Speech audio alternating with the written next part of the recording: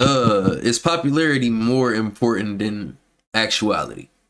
Yes. And what I mean by go ahead. You want to talk about it, Jake? Yeah, like, I mean, It's nasty that it's true. bro, like that. You didn't have to go no further with your question because it's like it's so true, bro. Like, as little like you like 13, 12. Like, hey man, what do you want to do? What do you want to be when you grow up? A YouTuber? I said, what? Like, man, motherfuckers, But like, that's not that bad though. I mean, okay, yeah, but think about what you got to do to get up. You know what I'm saying? Like, my man wants to, like, you know, what's that nigga name? Boom Gang? That nigga did all that shit for popularity. Now, if you're doing some YouTube shit for some cool shit, like, you know, you got a real life skill, a craft, all right, cool. But shit, I'm gonna let you go.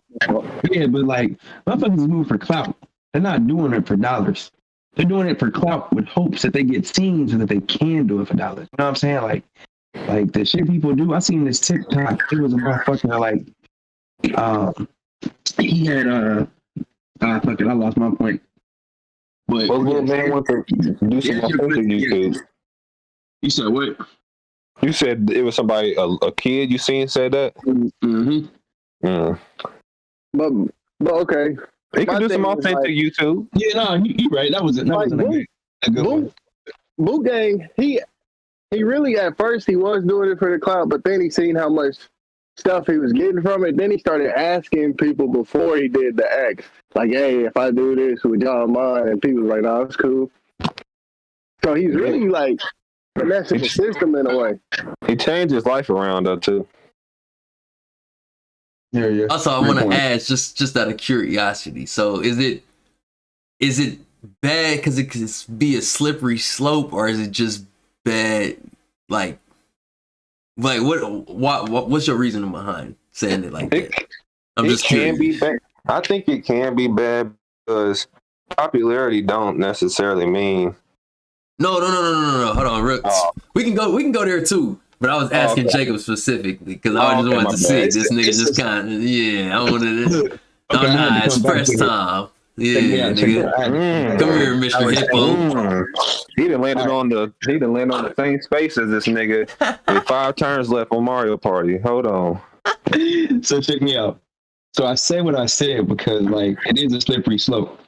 Just because you on YouTube doesn't mean that you're gonna make it or anything. It doesn't mean like like it's a bad trait because people do make money off of it. But the people that do make money off of it have a skill or they have a talent that they can monetize off of, right? What? Mr. Beast don't do shit. Okay, I wasn't done. Thanks. Anyway, but yeah, press like, this nigga period. Check me out. So like, yeah, I don't got it. I'm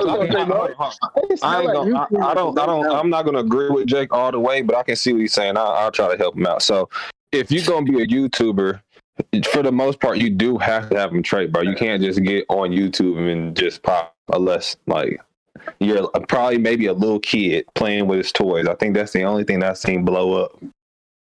Mm. So I mean, but popularity, it can be better than actuality too, though. I think that's the truth. Okay, here I got one. I got a better one. All right, so I remember it was a shorty. She was cold, right? And like on her Insta, on her Twitter, on her social, she lives the life of like a bad bitch. You know what I'm saying? You seen all the comments, all the likes, all the extra stuff, right? Yep. I'm getting a chance to shoot that shot and I fall through. So I'm like, all right, bet, let me pick you up. So I take her out, we go out the band, we come back to the crib.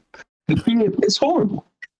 Like, she didn't have a car, we didn't have a job, like, not no real job, but it's like she was putting that image. And I'm talking to her, like, shorty's talking like, yeah, if I get enough followers, I'm going to pop.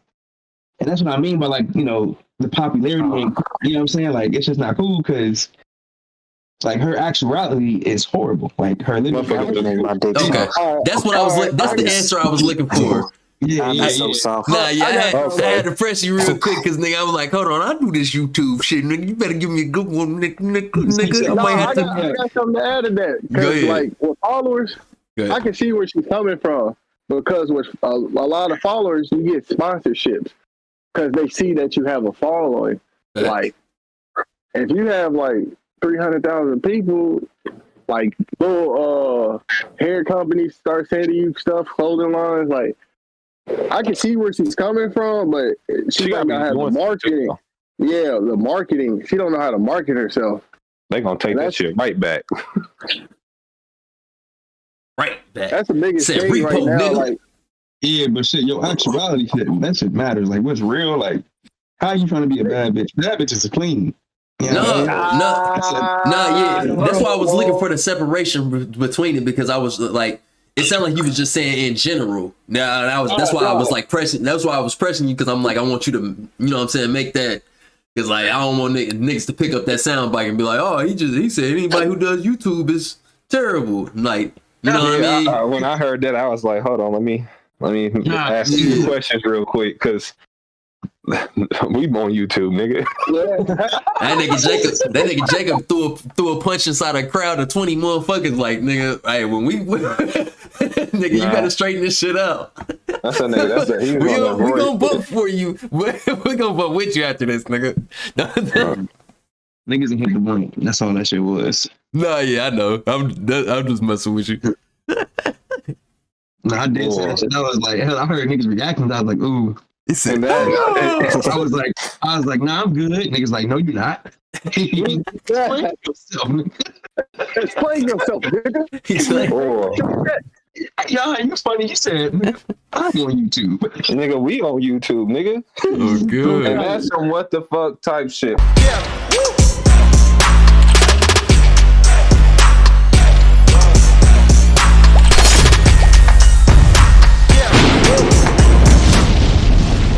Bro, you got niggas over here talking about their own job, bros. But yeah, let me go ahead and introduce my nigga Jake. Here. What's good, niggas? What's happening with you, Roy? Brother Don, I'm here. Happy to be here, of course. What you been on, BP? Man, I've been sick, but I'm here, y'all. No excuses. Sickly ass nigga. Stay your ass at home, nigga. Maybe immune system's in this bitch. Oh, God. Soft ass. Nigga, your white blood cells is pussy. How you been, Q? Nigga, you had pneumonia twice. Okay. You've had COVID twice. Shit, I've been good, man. Reigning Mario Party World Champion in the building. Sick ass. Great to be here. He was bothering. Wait, I'm gonna let Woe, and I'm gonna introduce Woe, and then I'm gonna talk about that real quick. And we got Woski the Broski, the best hosky ever in the world, Broski. Oh god, no cat. What's happening? Nasty. But, that was smooth. But yeah, the only reason why you won, Q, is because Q's Woe's girl didn't use the what's your name? Listen. I would have still been in the game if that would have happened. Decisions being made. If she used the GP, it would have been GG's. It's cool when you blame the teammates. But when I do it for LeBron, you know what I'm saying? That sounds like I ain't gonna get into it. Oh man. Just saying. Oh, we can go there. What you want to do? There ain't no problem. He said the only reason he won is because my teammate. Nah, it wasn't. This is no teams. This is everybody for themselves. Oh shit! I shut the fuck up. Yeah, she would have used her plunger chest, and would have stole that nigga's GP, so she could have got a star. I would have won. Hey, look, that ain't my fault, man. I know it ain't. You right. I was doing niggas bad the whole game. I heard that. Did you hear the mid sentence? No, that shit hurt. Bro, I was sick, bro, because I knew it said the boundary space, and I was so sick because all I could think about was when you had that choice to go either to the left to try to get the star or to go to the boundary space. And I don't know why. I don't think you had enough to go to the star side, and you went to the boundary space, and that shit paid off at the end. That's all I thought about when I seen the boundary space star. I was shitty than a bitch. I seen the game slip right out my hand. Yes, sir. And I was over there, and I was doing niggas bad all day on Smash or all night on Smash just to fucking take it on Mario Party.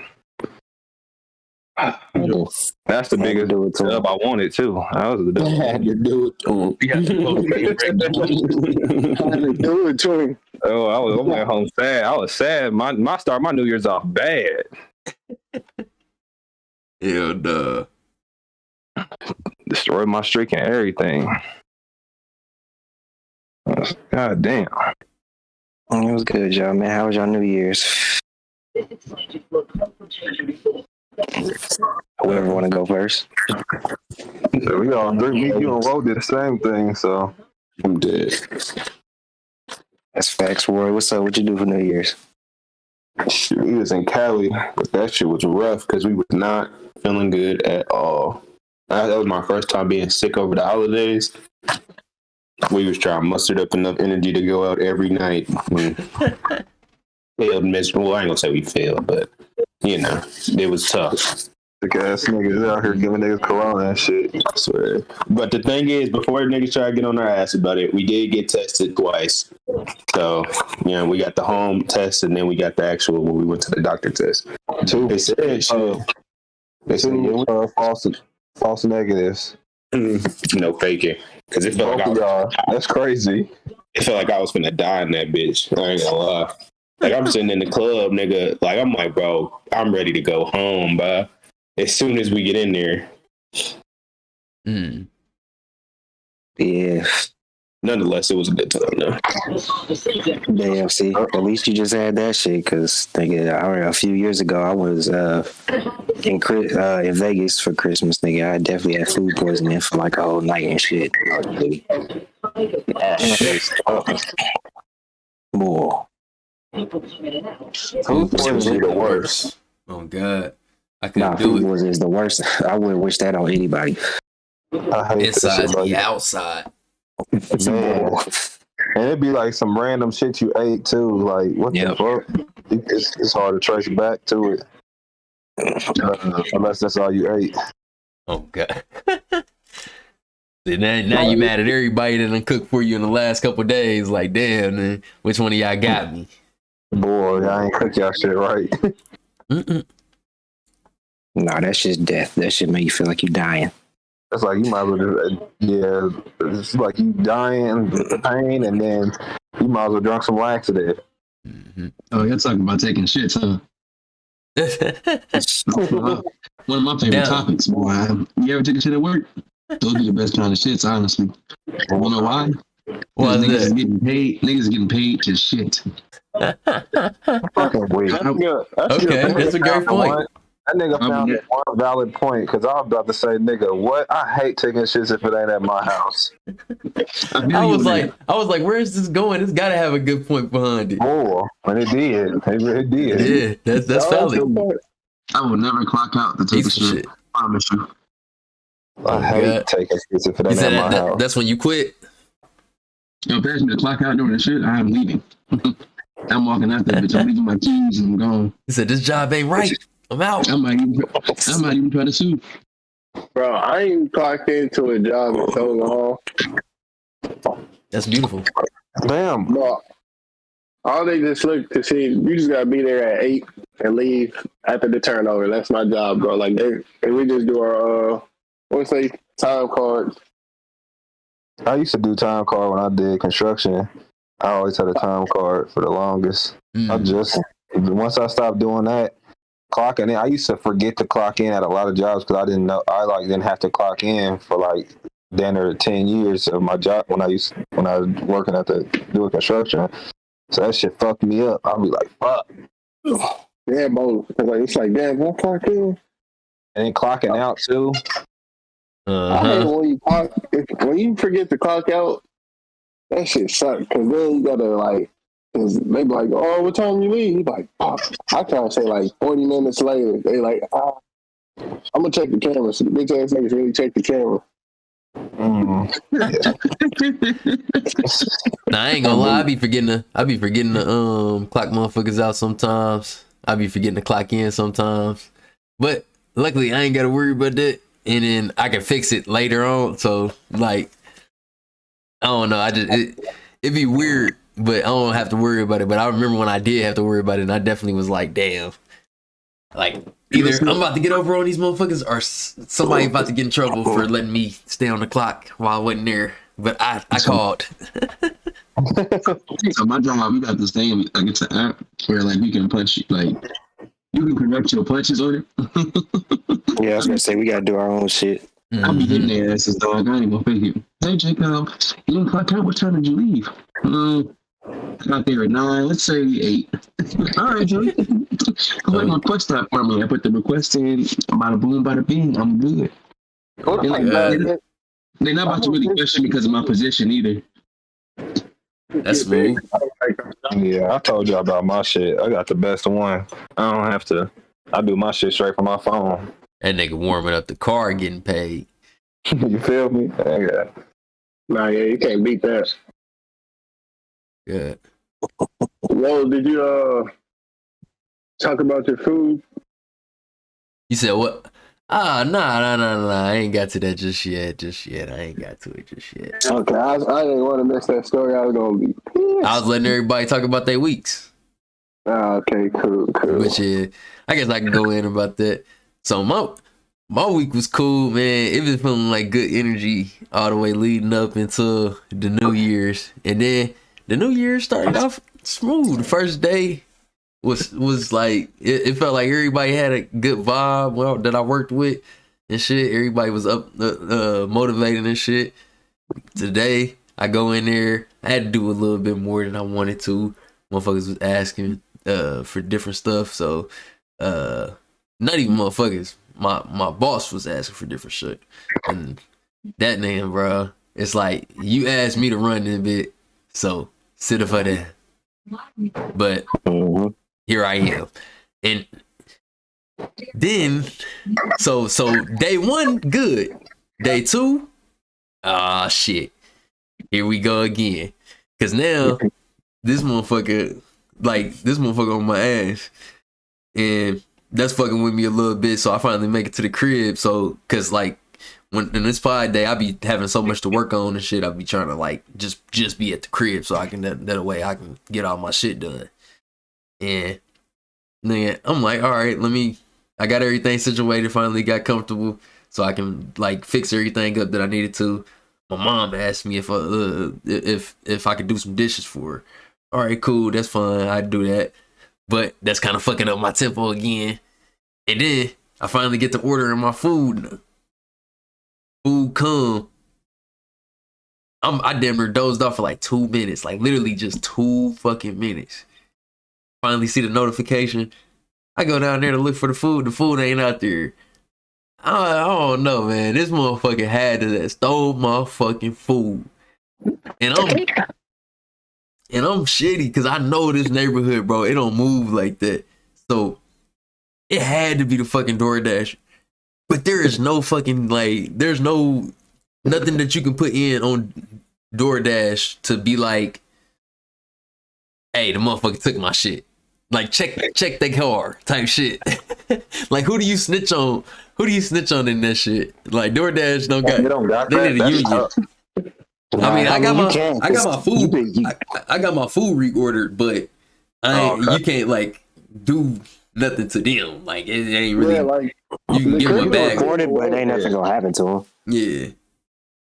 Like no DoorDash really not making no real cheese. Because Uber not making no real money. Uber really nah. Hey, don't sleep on that DoorDash though. Them DoorDashers be making bread. No, I'm talking about the company. Oh yeah. It's some subscriptions, man. It's gotta be. It gotta be, bro, because they hit niggas over. I mean, them prices is hit niggas over the head though. Oh God. Them just like imagine you just get you a regular cheeseburger from McDonald's to Uber, bro. You spend at least $10, bro. When you could have just went there and spent $1. Oh God. And it'd be like certain times where like you would be ordering something off of there and the inflation on there is crazy. Like say if it's a happy hour at some place, you ain't getting a happy hour deal at certain spots while you on DoorDash. So now you paying like damn near triple what you would have paid if you just got up. So yeah, that's like Uber. They don't give out lunch specials. Sometimes, but you know what I'm saying? What if it's already a lunch special there and that lunch special is not the same? Like, because the prices don't be the same. So you never know. Speaking of food and shit, I don't want to disclose where niggas stay at, but Jordan's chicken on the east side is disgusting. Them niggas need to go to jail. Yeah, I heard about that all shit. that shit on the floor and shit. Yeah, Jordan far east side down bad right now. What was they doing? Bro, they had the food. I don't know why the dude went back there, but they must have been taking forever or something. But he brought his phone and they had all the food and trays and shit on the ground. Like the chicken was inside the aluminum tray, and that tray was on the floor. Had some other shit on the floor. Had hella shit on the floor, bro. Niggas was barefoot. Like that, it's to the point. It was so bad that at first it made the news. It made the news? Yeah, just tweeted about it. Literally, he just tweeted about that shit. Yeah, that shit made the news, and then it got niggas on the east side debating between the regular east side and the far east side. Niggas is disclaiming the far east side now. Like, nah, nigga, all the east side civil war is among us. Damn, niggas said far got a civil war. I'm fucking weak. Said, nah, that's the far east side. It's crazy. That's different over there. That ain't us. Yeah, no, they said pass Shaylin. Don't include us in none of that. Bro, I'm telling you, bro. They saying that niggas they arguing where it starts at. They like, bro, niggas. Some niggas are saying it start off Shaylin. Some saying Franklin. They saying Post Road just claims Post Road. They don't claim the east side or the They said Post Road is the own side. That had me weak as hell. Damn. They said German church like the sophisticated ignorance. It's a sophisticated east side. That's for show. That's for shit show. East Sidians. This shit had me weak as hell. I said, damn, Jordan's on 42nd. Did fuck niggas up, fuck the east side up. Put niggas in shambles. And got the civil war going on right now. That shit I'm not crazy. even gonna lie to y'all. I would never eat another Jordan's chicken again. Oh God. Going east side of the state. Nah, I ain't the one on fucking on the east side. I know the east side disgusting. Man. I'm not reading that shit again. They lost me. They lost me, bro. Like, I can't trust them people. Them people all family, bro. Like, so how am I just because they're on one side of the town and they're gonna treat it different? I mean, if they shit run by if they family, then I'm with you. That's I'm done. They ain't technically all family. I don't know. I can't confirm that. I haven't had that conversation. If that was the case, then I'm with y'all. I don't think that's the case, nigga. I might be a little. This nigga's racist. You need to leave. You need to, I swear. That is one of my favorite video sound bites. No. He started with the people. Nah, Ferry, you fried. But, That them niggas is family. oh God, like this nigga, is that confirmed? Is that canon? I was sitting there like, damn. I mean, they do kind of look all like. Come on, dog. I was like, man, if that's the case, I might not eat there again. That nigga said they all look alike. They run the same type of business. Oh God, nah, but I think you just kind of got to look at the way that motherfucker look, because if you go into that Sharks on 86, that motherfucker clean. Like it's sterile on that motherfucker. So I love Sharks too, man. Hold on, wait. Speaking of Sharks, the last time I went into Sharks, it was just like I swear this nigga looked like Peter Griffin in live action. He was wearing a dashiki, bro. I just walk right back out. oh damn. Like the Dr. Umar and me was going crazy, dog. Like, Damn, since he's a white man, he can't wear a dashiki. that is exactly why, yes. What if he lived in Africa for his whole life? Hold on, wait. Hey, this nigga Jordan is cooling right now, dog. You know, that attack for niggas to Jordan. Start with 10 people. And then he gonna say the white man can't wear that shit. You sound like an oppressed white guy, bro. Hell no. That oppressed white guy. I'm fucking weak. Wearing that shit? Yes. That's exactly why. He says, I feel you guys' pain. I am a fat boy. I'm a fat white man. In America. In America. In America. Nah, so Talk about that bad news you wanted to say. Man. So, y'all know, we already talked about it before. We know bad news sells, right? Better than good news. And the reason I came up with that because I seen that Sha'Carri Richardson, y'all know her, the woman that 100 meter dash or 200, I think it was a 200 meter. Yeah, she got caught for smoking weed, or not. Her test came back and she couldn't participate in the Olympics. And everybody was killing her for smoking weed, talking about, oh, she ruined her career, she messed up, this and that. And that shit was bigger than like all her accomplishments that she's been doing recently. And I just seen 4 days ago that somebody posted, I don't know when it happened because I didn't look into it that much, but 4 days ago someone posted that Sha'Carri Richardson just beat the fastest woman alive. I just seen that. And nobody, and that shit, like I just seen it today, and it was posted 4 days ago. But when all the shit with the weed and shit came, I couldn't not see a post be retweeted or someone comment on it. So it just sucks that bad news really sells. Yeah, it's trash because like people were hella wrong. That made loud disrespect. Oh, she's burnt out. She's this. Because after that, she had lost. Like she had lost to somebody else. Yeah, and that was blowing up too. Mm-hmm. And like they was clowning her L's. But now that she beat the fastest one in the world, I think it's the Jamaican chick, right? Yep. Yeah, Jamaican chick. Mm-hmm. Yeah, and I know exactly which one she was because she won the gold, I think. Damn.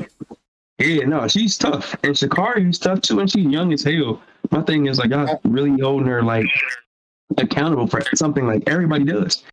Everybody does it. Like it's legal in certain states. Like it's like, you know what I'm saying? So I didn't understand why they were going so hard. But when you look at her, let's take like, you know, race out of it. Look at how she performs on the track.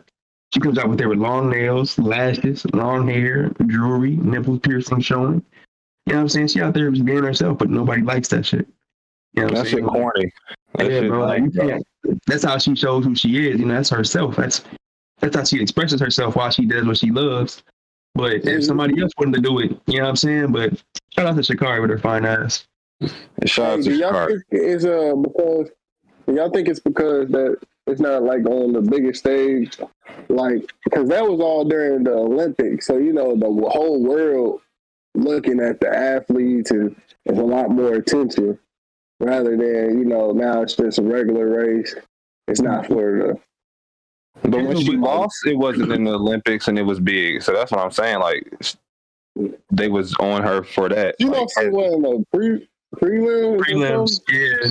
But that was still part of the Olympics, though. You feel me? Like, that was the build-up. No, because she got kicked off the Olympic team. That's what I was saying. I don't know what that was. This was after that. It was afterwards. Because she got kicked off, so she didn't do that. It was right because she got caught for smoke, or her test came back positive for weed. She couldn't do it. Everybody killing her first. They saying she fucked her career up, and then she ended up doing a race a few months later, and she lost. And they was on her heavy saying, "Look, you just want to smoke weed. That's what you get." All this blame shit that. No, they were saying that because she was like speaking herself up after her. You know. No, yeah, she's like, "I'm gonna do it. I'm gonna come back for yourself." I don't know why people be so mad when people speak on themselves and they stand on it. Like that shit. So, but also they can't stand on the shit they said because, like, honestly, after this, if I was gonna talk shit about somebody, I apologize. You know what I'm saying? Like, shit, you proved me wrong. You just beat the fastest girl in the world. I shut the fuck up. But nobody's doing that, and that's the way of the world. Like, motherfuckers can't be 100% wrong, but won't it? And they do it, and I think that's what sucks is that the bad news sells. But then when you get bad, like the ultimate bad news about somebody, which is death, then everybody want to give them their flowers, which is crazy. Why don't you do that shit while they're here? Yeah. I think it's an ego thing. I don't know. It's something bigger than that, but that should just be blowing me too. It just, I really hate that that's what it is. That bad news sells. It really does, bro. Because at the end of the day, that's what people want to see. Like, and they want to see that. That's misery loves company, bro. At the end of the day, like, right? I feel like it's not even just that's. I mean, obviously, bad news sells, but at the same time, if we self-reflected you know what I'm saying, people project what they're going through. So if people are going through hard times, going through bad times, they're gonna be attracted to hard times and bad times. Right. See a motherfucker living good, you know what I'm saying? They'd be like the quickest thing to point out is like, oh, but this ain't right about him, but this ain't right about him, but this ain't right about him. It's just like, damn, my nigga doing good, you know what I'm saying? So yeah. Because you're right with the misery love company. Because just think about like, if I don't know if everybody like this. I know somebody had a time like this. When you like sad or angry or something, you want to listen to some music that make you feel like that. Yeah, I agree. Then sometimes, and not all the times, you had that time where you feeling bad, you want to feel good, and you'll listen to something that's uplifting and shit like that. That's what I think people need to lean more towards. Like, it's okay, yeah, feel how you feel, you gotta feel that shit, but try to, I guess, get out of that shit too. Like, try to do something that will help you be better. I don't know what's wrong with trying to be better. Like, just feel that shit for a bit, because it's okay to feel it. But now, man, to fuck up or woman to fuck up, and let's get this shit done. Yeah, people be sitting too long in that, and then it, like I said, it starts to project instead of, you know what I mean? Like, it ain't nothing wrong with having a bad day and be like, man, fuck all this bullshit. Fuck, like, oh God, this is bad shit. But to be like, even on a day-to-day basis, like, I'll be going through the motherfucking, like, at work or, like, just being out in general. Like, y'all know I'm a pretty bubbly person. You know what I'm saying? Like, I'm going to talk. I'm going to have a spicy wherever I'm at or whatever the case may be. Spicy bubble. Not a spicy bubble. But no, like, hey, a spicy bubble is crazy. Nigga, that sound like that's the name of this Hispanic burp. I almost spit my drink out. I'm fucking weak. Nigga said an acid burp on God.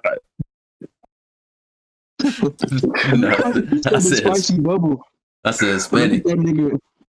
Look at that nigga's avatar, bro. Like, that's why that shit's funnier, bro. I'm chilling. Hey, that is a spicy bubble. Oh God! I hate y'all. That's your new name on my phone. I'm about to change that nigga name right now. That nigga said he ain't. Come on, cuz you can hop back in there. No, I don't remember now. I'm simply in a bitch because I thought I was. I'm sorry, bro. You was really talking your shit too. I'm sorry. It's one of the times. No, that was a bad time. I was wondering where his best moments right there. He was taking off. He had to stop me to the ground. Man, you was over there shooting too much. I had to go ahead and stop that real quick. And that nigga was trying to get off. Hey, he was trying to get off. You said who told him we can take that many attempts? You know that oh God, bro. Wait, you know that meme with that girl. Bro. Damn, you taking too many goddamn shots. You know that meme with that girl on New Year's shooting? But ain't nothing coming out her gun. Drawing blanks. Hey, boy, y'all funny as hell tonight. You said a Hispanic burp, bro. That is probably the funniest shit. That's spicy bubble. Oh my God. I thought Spicy Bubble was the name of the episode. An Hispanic burp has to be it, bro. That's just right. Oh, nah, that's tough. That's a spin, bro. All right, so let me ask y'all something. Who polices the food industry? The UFC. Yeah, whoever just said it. Okay. No, they don't really. Go ahead. Bro, like, if y'all think about it, they be letting, like, there's a certain amount of bugs that could be in foods and stuff like that. Like, they don't really police shit. I ain't say they did their job good. I'm just So that's the way it ask questions. If you police it, you gotta do something. Like, bro, they be letting a lot of shit slide. Like, there should not be this many food recalls and shit. And, like, the food industry, bro, you know how it be if you work at a goddamn restaurant or something. Y'all done see, like, if you worked in there, you done seen some shit like, hey, I don't think that's right. I've definitely seen some shit that wasn't right. But that's what makes you be like, you know what, fuck it, as a customer, because you're like, well, I know some shit going on, but no, bro. It shouldn't. Do you still eat at public places? Yeah. Unless you don't eat at public places, we can talk about it, but you really don't got a ground to stand on. Ooh. Ooh. Told your bitch ass to shut the fuck up. I ain't say. I said we can talk about it. That's what I heard. So that's literally how Nevermind started. What Bo just did, bro. Oh yeah. That nigga on his Instigator 3000. Instigator.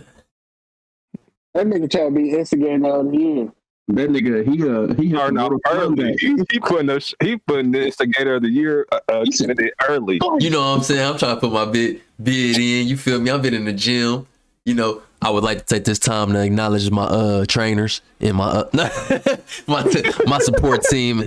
I told them that they got me here, that I was gonna do what I had to do. No, they said start off the year right, instigating. Oh god. But nah.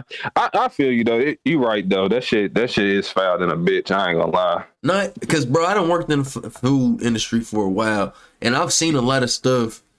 Not in my recent years, you know what I'm saying, I got a little bit more control over things. But when I first got to my store and other stores that I've been to, bro, the managers and the people that work at the bottom level don't police shit.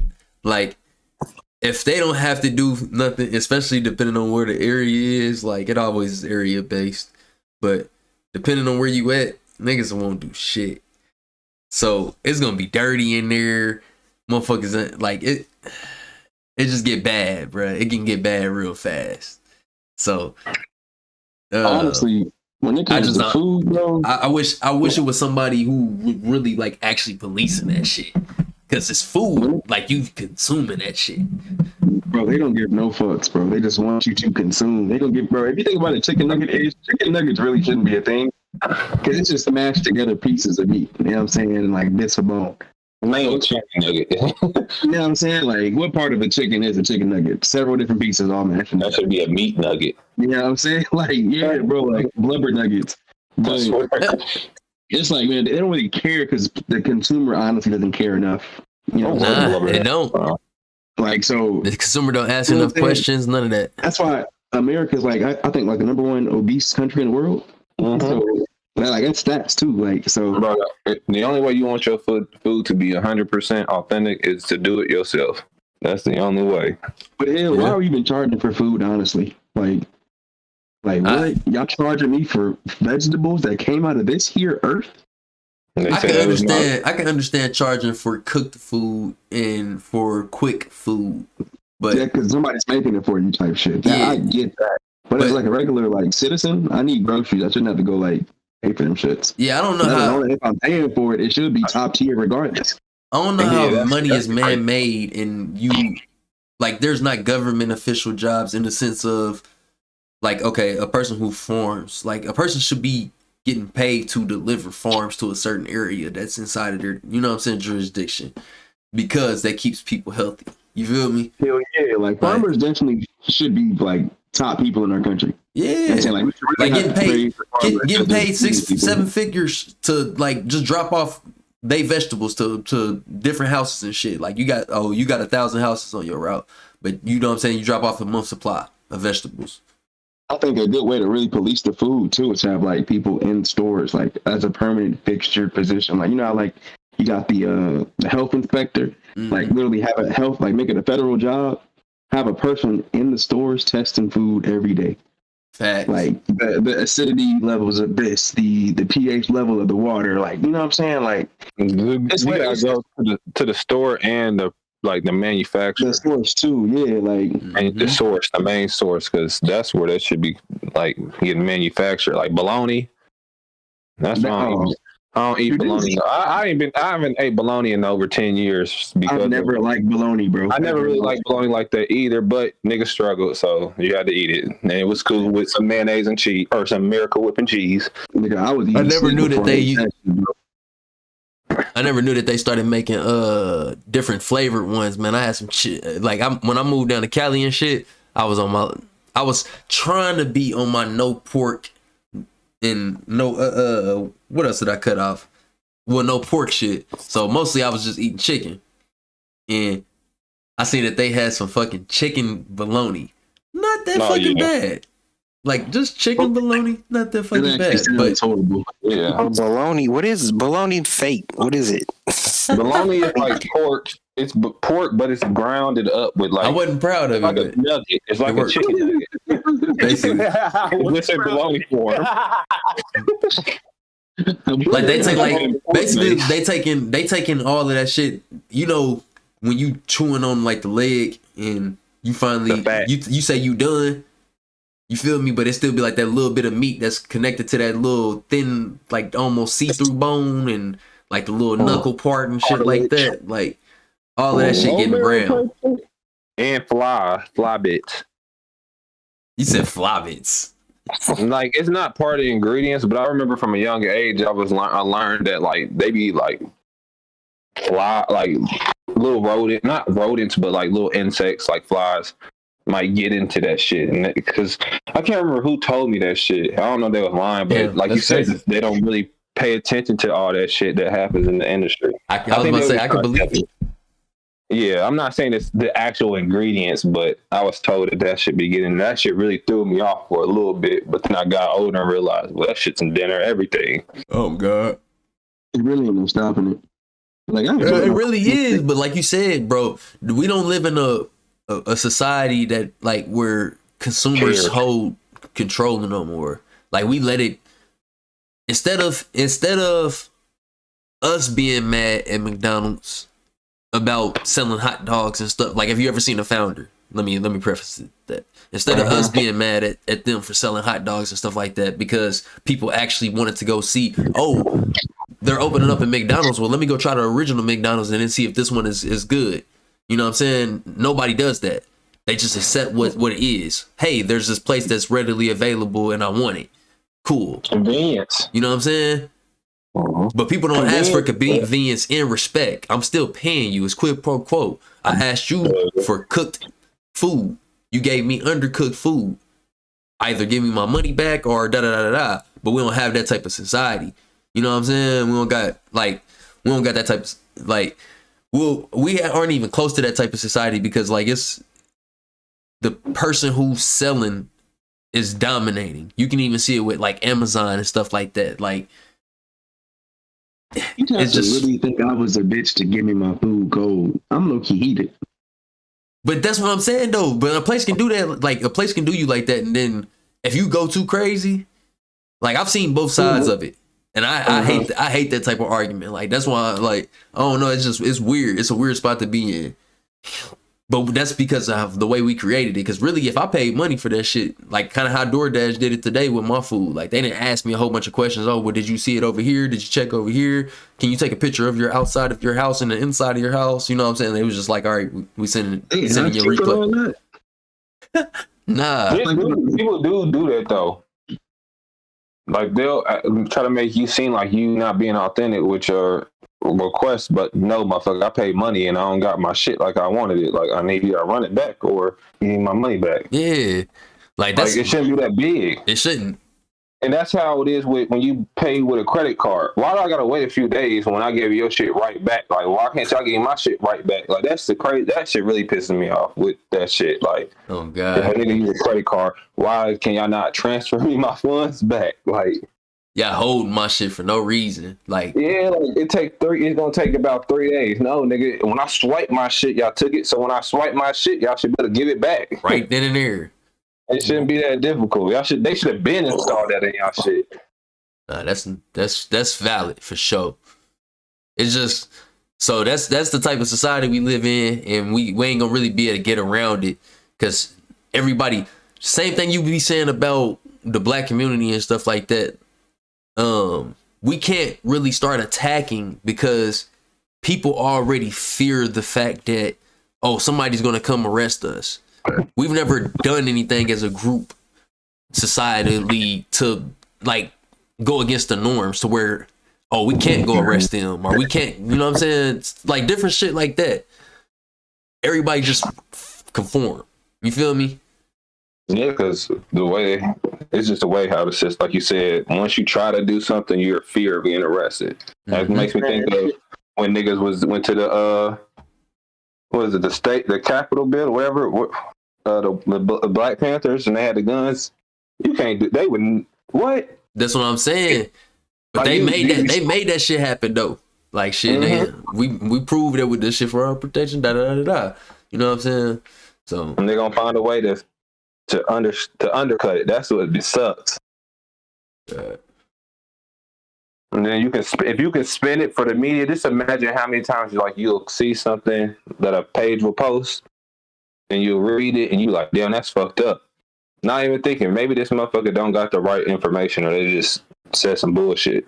Denzel Washington said that shit, bro. He was like, if we're in an era of like, because information comes so fast, it's about putting shit out. They don't matter if it's true or not. It's about getting it out. So they don't care about the true news. They care about the fastest news. You know what I'm saying? That's people.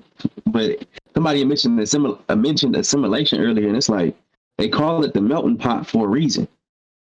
When you melt all these things together, it's no longer itself. Separate. You know what I'm saying? It's homogenous. It's all one thing. And that being said, it's like you lose what makes those things so special. If anything, it shouldn't be a melting pot. It should be a salad bowl.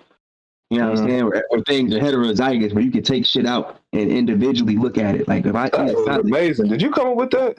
Yes, I did. That's amazing. Right on. Like I was about to say, he said a salad bowl. That's what New York needed to adapt. You need to go to New York and tell them niggas stop saying y'all a melting pot, y'all a salad bowl. Because when you do that shit, bro, like you lose what it is. You just all blend it. Yeah. With the salad, I can take a tomato out the salad and eat the tomato separately and enjoy the tomato. Yeah. I can take the onions out. I can take the lettuce out, eat it, and it's still. But when you put those things together, it's the same. You know what I'm saying? Like, here it is. Yep. But enjoy it all at the same time. It's okay to be separate at times, as long as you're not disrespecting somebody else's for their separality. There it is. That nigga snapped. This nigga, hold on. Let me pause real quick. Time out. But we got to roll it back to the actual topic anyway. But is this nigga Jake right now? I was about to say, is this nigga Jake and Kevin Yonette out here going crazy one more time? Like these niggas trying to get back to the playoffs. The playoffs?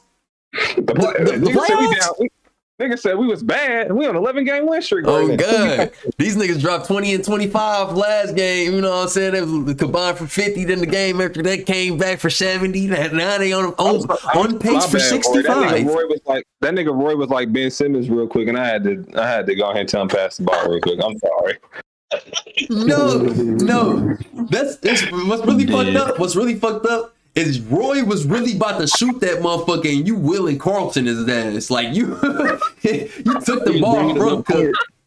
He was bringing it up court after getting the board. That nigga said I will. He had a great shot. You just said, no, it's my time to shine. Nigga. But you smacked that motherfucker though. My bad, Roy. I still didn't mean that wasn't my intention. It was just a joke. I couldn't let it go. He couldn't. I forgot. That was. I ain't hating. Do your thing. It wasn't in time. I didn't even shoot the shot. I snatched it from Roy and then I passed it to Woe because he said a Mexican burp. And that was the field goal right there. I was about to say come on, Roy. It had to be worth the Mexican burp.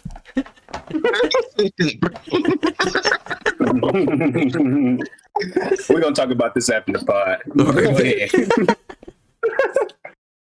All right. But nah. So I just think that's crazy that wrapping it back all around together. I think it's crazy that it's not like literally, like I said, damn near a security guard inside of each building that serves food. Like at least checking that shit every couple hours. You know what I'm saying? Making sure the new shift that roll in is still cooking properly and it's still up to temp and things like that. Because it's no way that the shit that we already consuming the shit so fast. It's no way that the shit is healthy, like, anyways. So then once you compile on top of that, it not actually being properly temped and stuff like that, shit, nigga, we probably killing ourselves just taking a bite.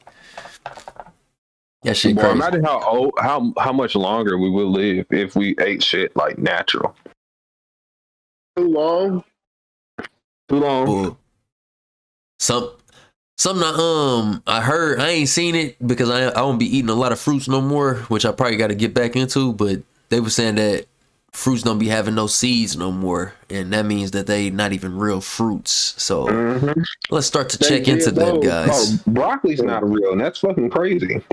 I mean, I've been knowing it for a minute now, but that's crazy because as a kid, I thought that shit was real. What they do? How they get broccoli? How they make broccoli? I don't know. They put two different vegetables together and like grew them together. Type shit. Yeah. Oh, they grow it together. Well, they still got a chemical though, don't they?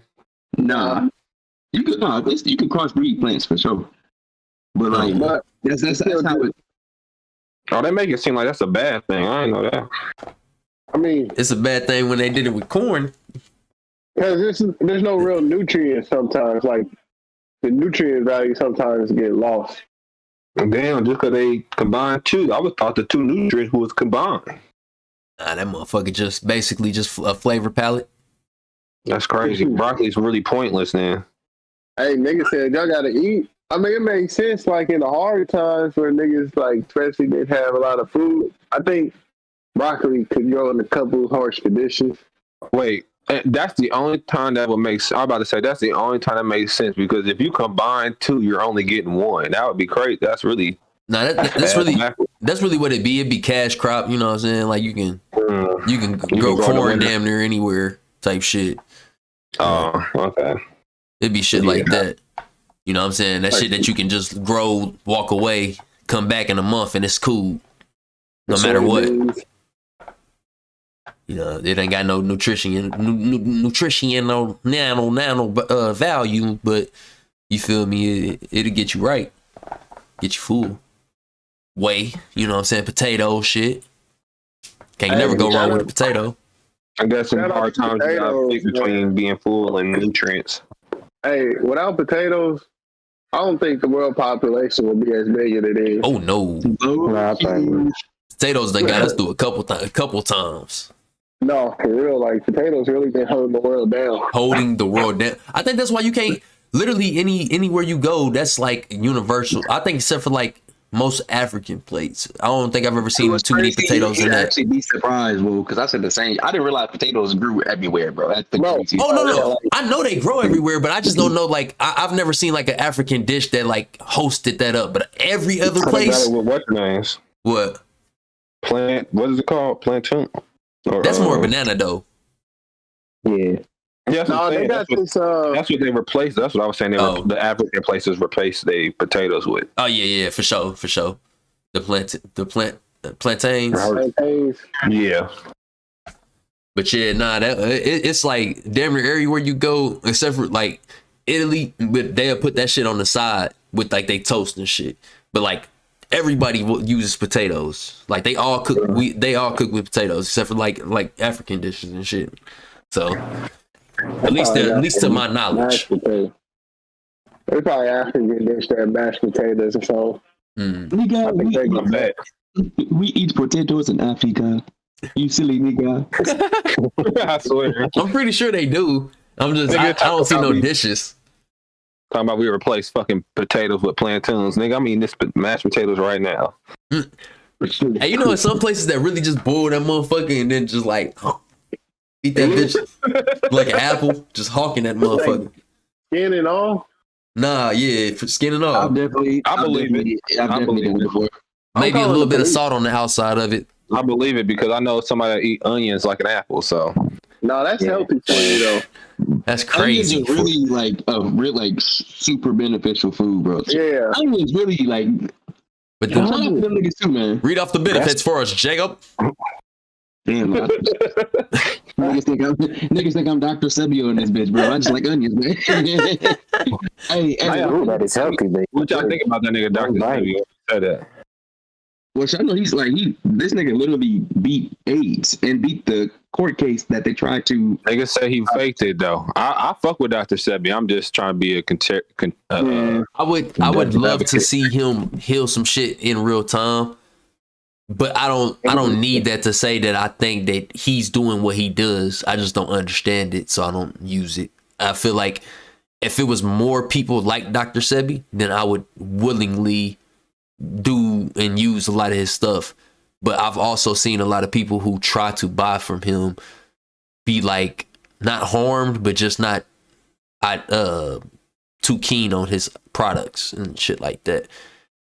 But then on the flip side of that, it's like we really are just also receiving mass like produced stuff. So like, yeah, it works, but who's to say some of it ain't fucking damn, I almost had the word, but what is it called? Like a sugar pill, basically. Placebo. You know what I'm saying? So that's great.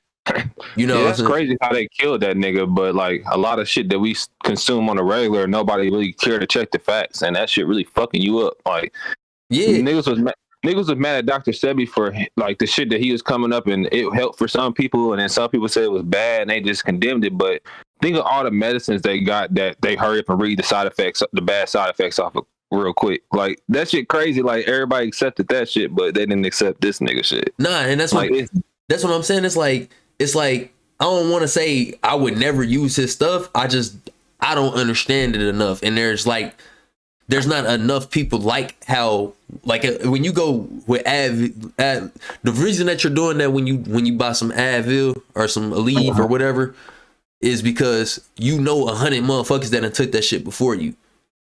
You might not know not one person that actually used the Dr. Sebi ingredient and like it worked for them. You feel me? So that one person saying it's a bad, it's like 1 million people saying it's bad.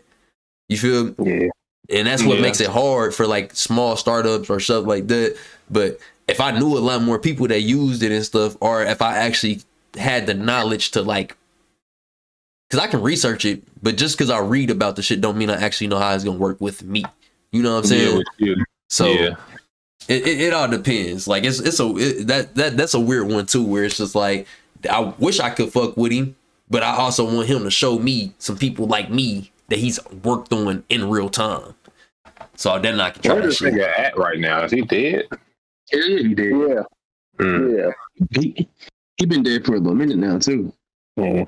I figured he died, but I didn't want to sound stupid and say it. His son still does run business, and I've heard things where it's like, you know, they'll buy from him and the product be whack or the products don't be what they were advertised as. But that's all lately. That's all I've heard of Sebi. Yeah, I don't really.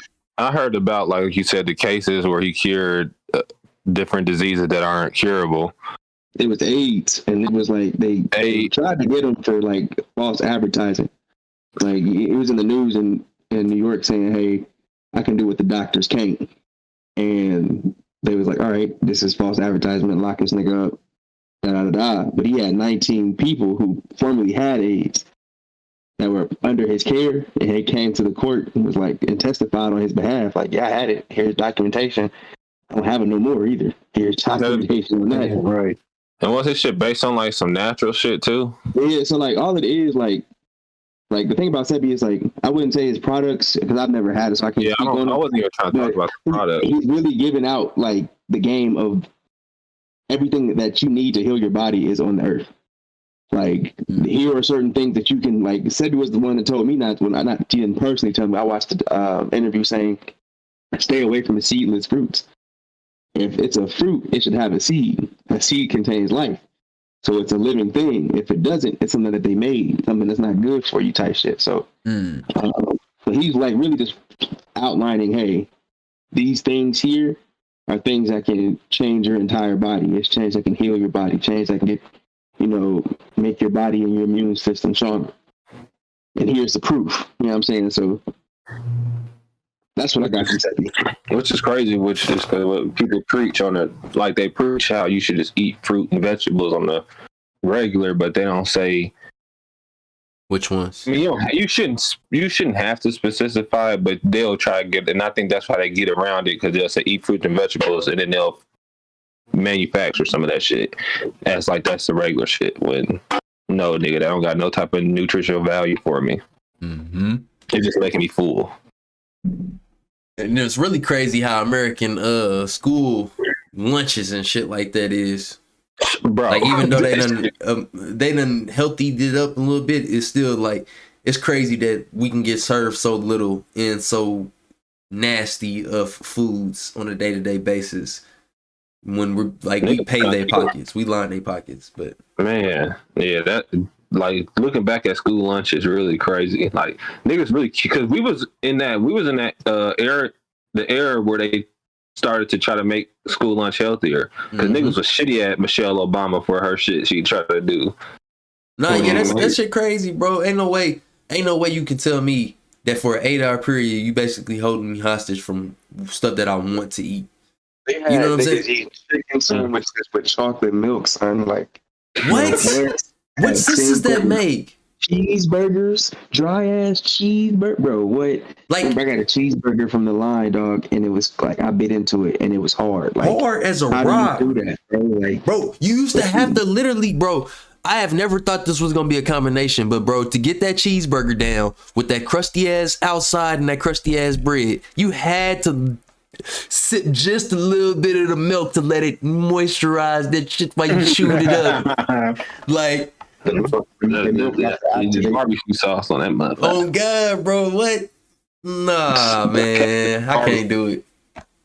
Yeah, bro. And then that was just the burger and the chicken sandwich. We forget about all the little extra shit they try to make. Nah, bro. My brother used to tell me about how they used to have a Pizza Hut inside of the motherfucking center. What year was he at Pike? He graduated in 07, I believe, or 08. Oh, okay. He was like a freshman when my sister graduated because she was there. She graduated, I think, in 03 or 04, and she told me about how they had Pizza Huts and Quiznos and all that shit inside of there. That shit used to be. Nigga, can you imagine the Chick-fil-A in the high school? Like, not seen that. I was like, bro, where'd you get Chick-fil-A from? Oh, the high school cafeteria, bro. Like, I couldn't wait to get out the freshman center. And 1 year later, I'm over here eating the Tyson's chicken patties, dog. Oh, my mama, them Tyson, they try to put it. That wasn't in the regular Tyson chicken patty either. They stole that foil from somewhere.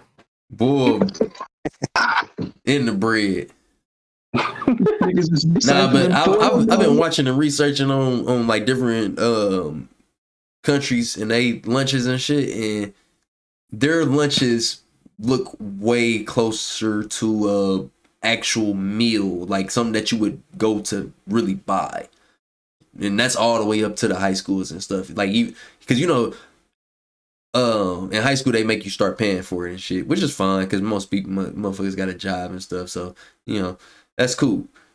But the shit is quality though. It's some shit that you would have eaten at home. Like some motherfuckers is damn near covered in that over what they gonna get at home. Hold on, you said they got real chefs type shit. Pay for this shit? You said what? No, it's not fine. My fault. You right. Good press. It's not fine that we should be getting all of that shit for free. But y'all making us come here and y'all making they really be bullying the fuck out of people. Damn, yeah. That's like, really crazy. I need to come here like an epiphany. If I don't come here, my parents are gonna go to jail for truancy, and then I have to pay to eat this nasty food. Or find a way, or they gotta get a voucher to get free lunch. And even then, it's not. If you're a grown, like imagine a big kid that gets free lunch because that's all parent can get them. That nigga gonna be hungry. Stealing lunch. Hold on, wait. My thing is like, check this out. If I go to school and say I'm hungry, they gonna go say, "Hey, go pay for it." Like, I'm that's hungry. crazy. I have no money. Well, that's too damn bad. That's too damn bad. Friday, I can't focus. Like now, a nigga can't focus, and they trying to say he got ADHD. No, nigga, I'm hungry. I'm just can't focus right now. Other countries worry about feeding the kids. We worry about the mind and the body, bro. Yeah, mind control the kids. Here's the thing, though. It was funny. There's this little Russian kid at my job. Like he's a freshman in college, and he was like, "Yeah, bro, American schools aren't the good." I was like, "Damn, bro." I was like, "I know that." He was like, "Your college is like our high school." I said, "Damn." Like, yo, he's saying this all in a Russian accent, so it hits way harder because like it's almost like he's saying it's like, yeah, nigga, Russia's better than America, but shit, man, like it's really trash out here. I'm gonna force you to go to school and force you to pay me to eat this shitty lunch. That shit crazy, especially when the state paying for that shit anyways. Or we stand paying to stay for that shit anyways. My parents forgot to like pay this shit, bro. Or I forgot to give the check to the lady at lunch, and I went to go get this was actually a cool day. They were serving, nachos and shit. So nachos wasn't bad. So I'm excited. I got my plate. I got a strawberry milk. Nigga, got some pineapples for dessert type shit, bro. I swiped my ID card. She said, "Yeah, you don't have any money," and took the plate and gave me a paper bag. A paper bag with a soggy apple and a PB&J. I said, "Yo, like." It's like my card getting declined for the first time, bro. High school, they didn't even do that. They didn't even give you shit in high school. I know. Yeah, high school you just couldn't get none. High school, if you didn't get free lunch or you didn't have no money on your shit, bro, what? You don't get shit. That's crazy. Like, damn, nigga, I'm 14. I'm hungry, nigga. What? Nothing on your card. Go sit down, little nigga. Oh, I was about to rest of God. Somehow my mom didn't make enough, and we was getting free lunch. And my dad my mom knows finessing the system as it should have been finessed. Nah, I used to have those type of times, bro, having to come out of pocket, like, nigga. And I'm talking to, like, I really scraped these dollars together. Because this middle school, like, elementary was the only time we really got free lunch, just off GP. You know what I'm saying? Like, they had to feed you. But middle school, nigga, having to come off of that, like, I got 20 for Christmas type shit. Like, for school lunch? Because I owe $2? Like, bro, it's a piece of pizza, bro. Just let that shit slide. Let the shit slide. Like, oh, my God. Your ID number? Hey, 5007291. I remember my 5004218. I don't. 0008719. Yeah, y'all some no, I'm just playing. But do y'all think they re-rock? Do you think they re-rock the food? Like, they didn't sell out? Yeah. Hell yeah, bro. Absolutely. The cheese should be that fucking hard, and it just was made earlier today. Re-rock that shit. They got that shit out there waiting for us. Do you realize that, bro? There's too many walk in and start to wait. No, you walk in and get straight to a meal, dog. And they had them things already waiting for you, dog. I'm such a Okay. Bro, how many lunch workers we seen in there, bro? It was not enough for them to make that food fresh, bro. In the beginning of the day, and we ate lunch at like from anywhere from 11 to 1 o'clock. Mm-hmm. There's no way they got in there even at 6 o'clock and made all that food for the whole school that with those many workers, unless they just got hella niggas that come in early and cook the food and then leave. The only thing that was good that was actually made was like those sub sandwiches. So it would be like a sub line, like a pizza line, like them subs. Definitely used to bang. I ain't gonna fake them. Subs did used to bang. Anything I ate. Hey, I only got like the protein cheese because one day the lettuce, bro, fucked me up. I'm talking about having me sick. Nah, bro.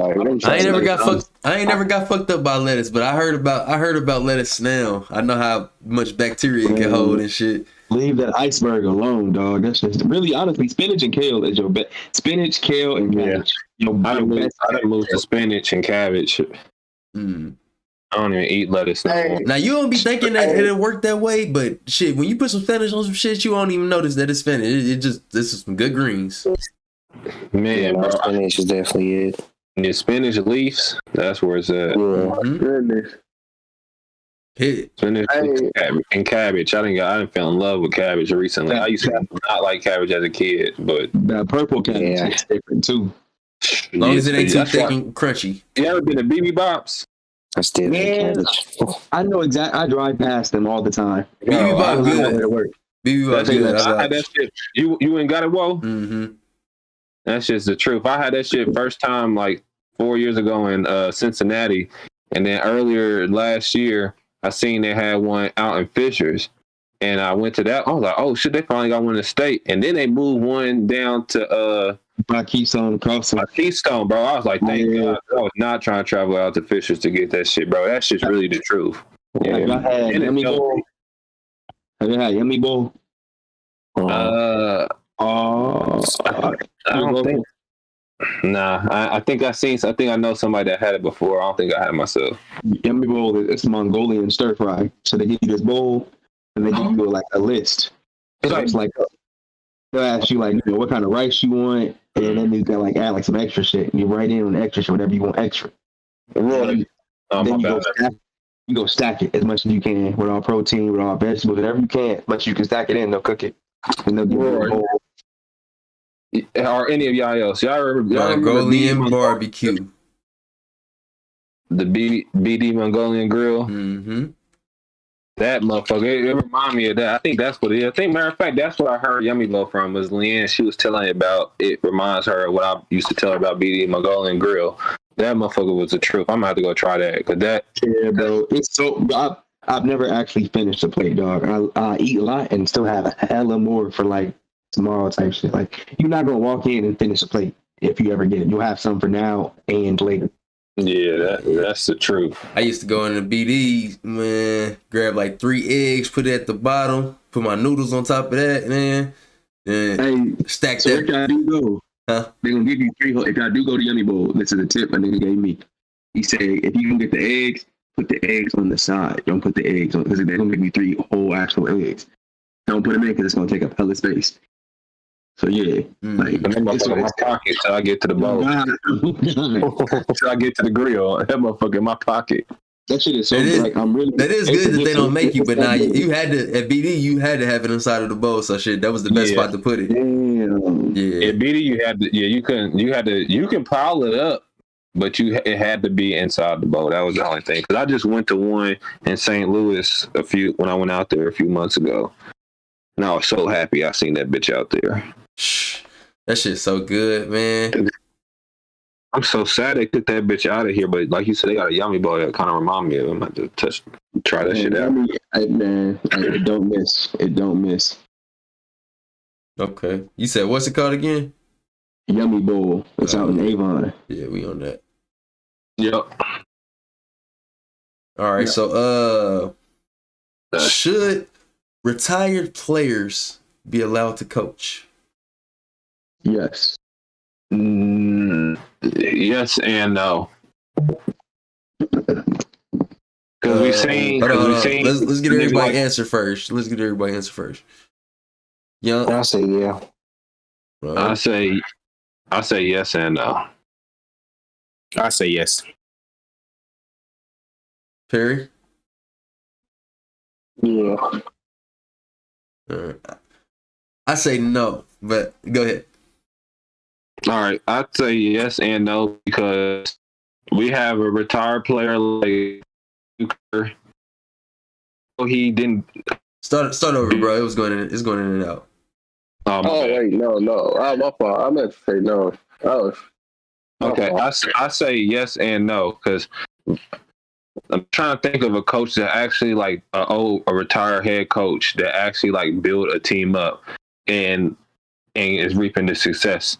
Mark Jackson might be the only one that he got fired because the team. I don't know why he got fired, but now Steve Kerr is riding those coattails, and now everybody thinks he's the greatest player coach ever. So that's why I say yes, kinda, but it's still but this leads me to my no. Steve Nash.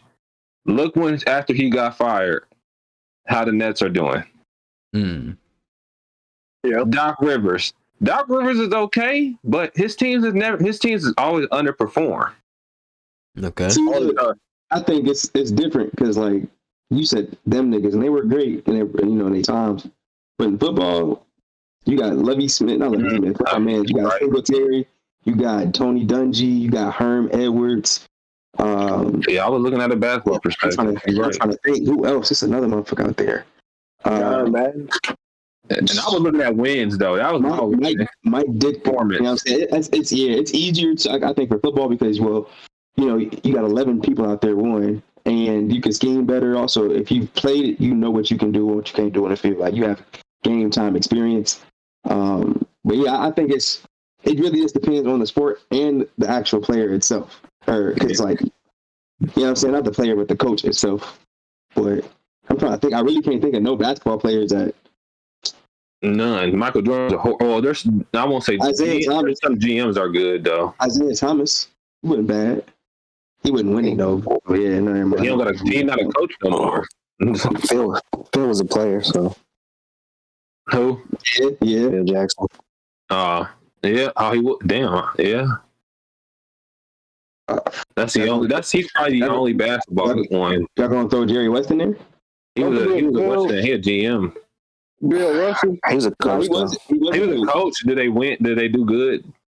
Bill Russell won like 3-4 championships as a coach. Yeah.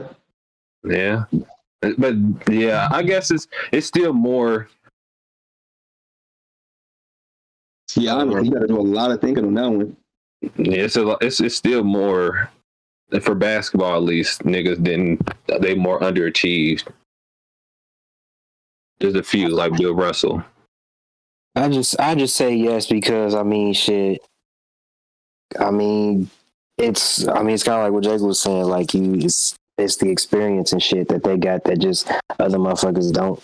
And I get that. Like a lot of motherfuckers aren't that good, especially in basketball. But shit. I guess I would give them a chance. I think they should get it. I say they should get a chance, but I think based on performance should let them know, like, yeah, nigga, you might have been a good player, but you're not a good coach or a GM. Yeah, okay, Michael Jordan need to hang it up on the GM tip. Yeah, Larry Bird too, honestly. Yeah, that both went bad. Man, the reason I say they shouldn't be is because I feel like big sports, like way back in the day with the football, I can maybe say, yeah, because it was like success stories. Like I said, football, you don't really get rings. So when you do got a ring, it's like, oh. So if a nigga had 2 rings and they came back to be a coach, it was like over. You know what I'm saying? For real.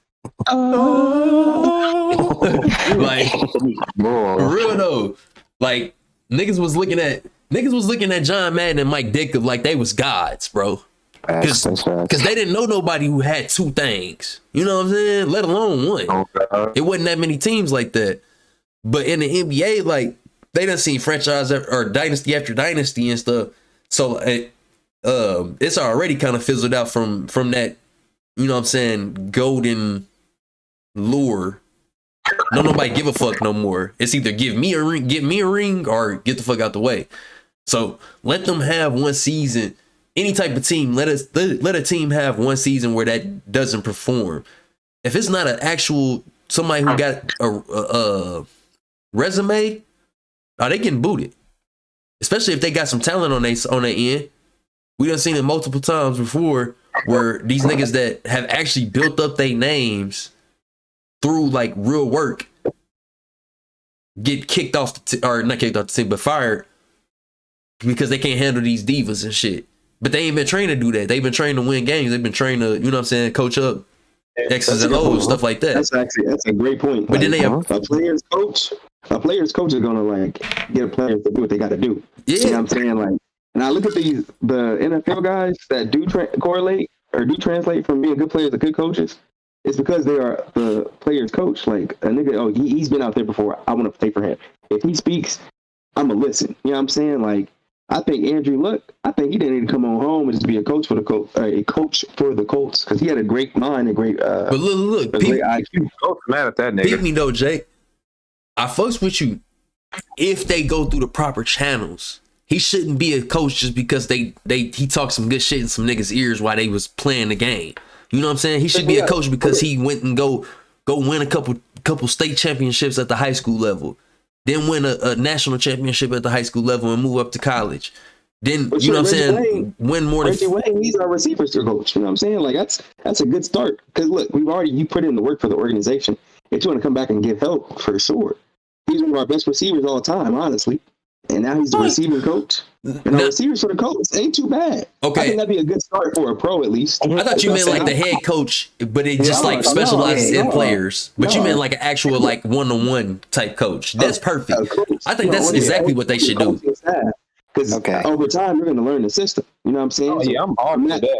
From that receivers coach, what's next? Offensive coordinator? What's next? Head coach? I still don't like that. Not the offensive coordinator, no. If they go from like an individual players coach and it's success with that, and then they move up to like an offensive coordinator, and it's not just like some fucking like, because I hate placeholders. That's basically what, like, I think a lot of shit be placeholders. Like, you should have to. It's niggas that I'll put it in perspective. It's niggas that's literally been winning shit, high school, college level for years on years, waiting to move up. Some of them don't want to. You know what I'm saying? Some of them making their money. They good where they at. But most of them, they looking for that next opportunity. You know what I'm saying? And then you bringing them in to basically carry the load for a big name just to sell some tickets and shit. Because this guy's such and such, such and such. But he ain't got the same journey. You know what I'm saying? Yeah, you won on the floor, but that's different from like telling a motherfucker. Basically what I'm saying is, if we gonna put the weight like in pro sports, if we gonna say that the coach means something, then stop letting these niggas that ain't got coaching experience be the coach just because they played the game. That ain't the same. If coaching means something. But if coaching don't mean shit, then anybody can play it or anybody can do it, because shit, it don't matter. You know what I'm saying? Most of the time, shit, LeBron the coach, KD the coach, Giannis the coach. You know what I'm saying? So it's like one or the other.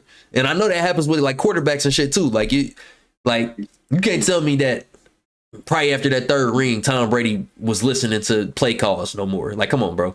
This is my offense. I'll let you know when I need a suggestion. Like, but that's how it moves in pro sports. I don't know. I think Bill commanded the respect always. He ain't even an offensive coordinator.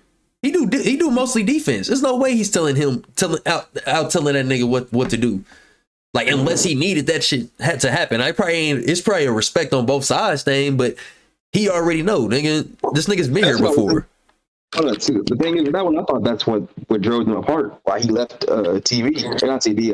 Why he left to go to TV, because of the lack of respect type. You know what I'm saying? Like, hey, do this, do that. Hey, Bill Belichick to do something. Maybe, but then we'd have to look into that. That'd be a topic for when some shit comes out down the road, because in order for that to happen, I would say, like, it would be some temper tantrum shit, because shit, that nigga Brady or Belichick didn't want none of the big name receivers that we ever got, like any of them. He's cool with the Wes Welkers and shit like that. He don't want none of them type niggas. So that's because that nigga Brady was doing this thing. It was weird how Belichick operated. It worked, but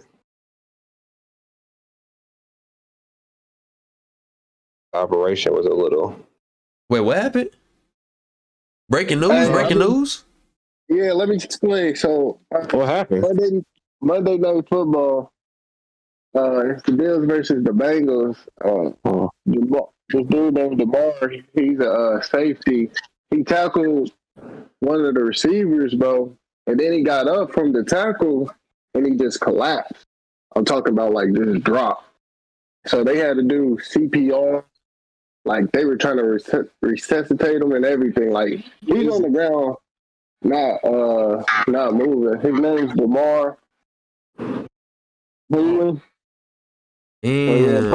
for him and his family, man. That shit is like, the game stopped. They're not even showing it. Monday Night Football is damn near canceled. Like, I don't even want to watch the rest of it. It could damn near be over with for all I care. What, football? Yeah. It does end their game suspended. It wasn't near cooked. Yeah, it's cooked. Bro had some type of condition too, though. Bro, that's crazy. Just collapsed on this heart condition or something. But ain't no telling, man. That's fucked up.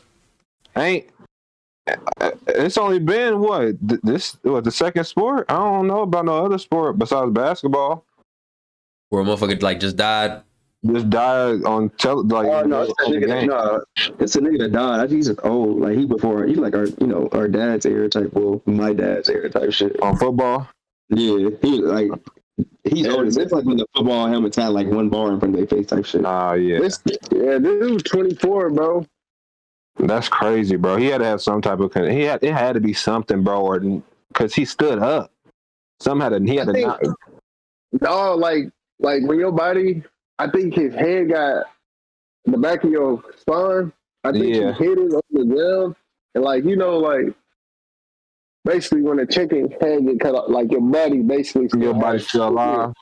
Yeah, it still has. So in other words, it did it to him. I don't know, bro. Like I'm kind of nervous because the way he just dropped. Like people collapse. It wasn't collapse. It was like he just fell. Like just straight fell. Like he didn't like slowly collapse. No. It was just straight ragdoll physics. Man, that shit's crazy. That's crazy, bro. That's wild. Crazy. Football, bro, it's a dangerous sport for real. That's why they need to pay these players, man.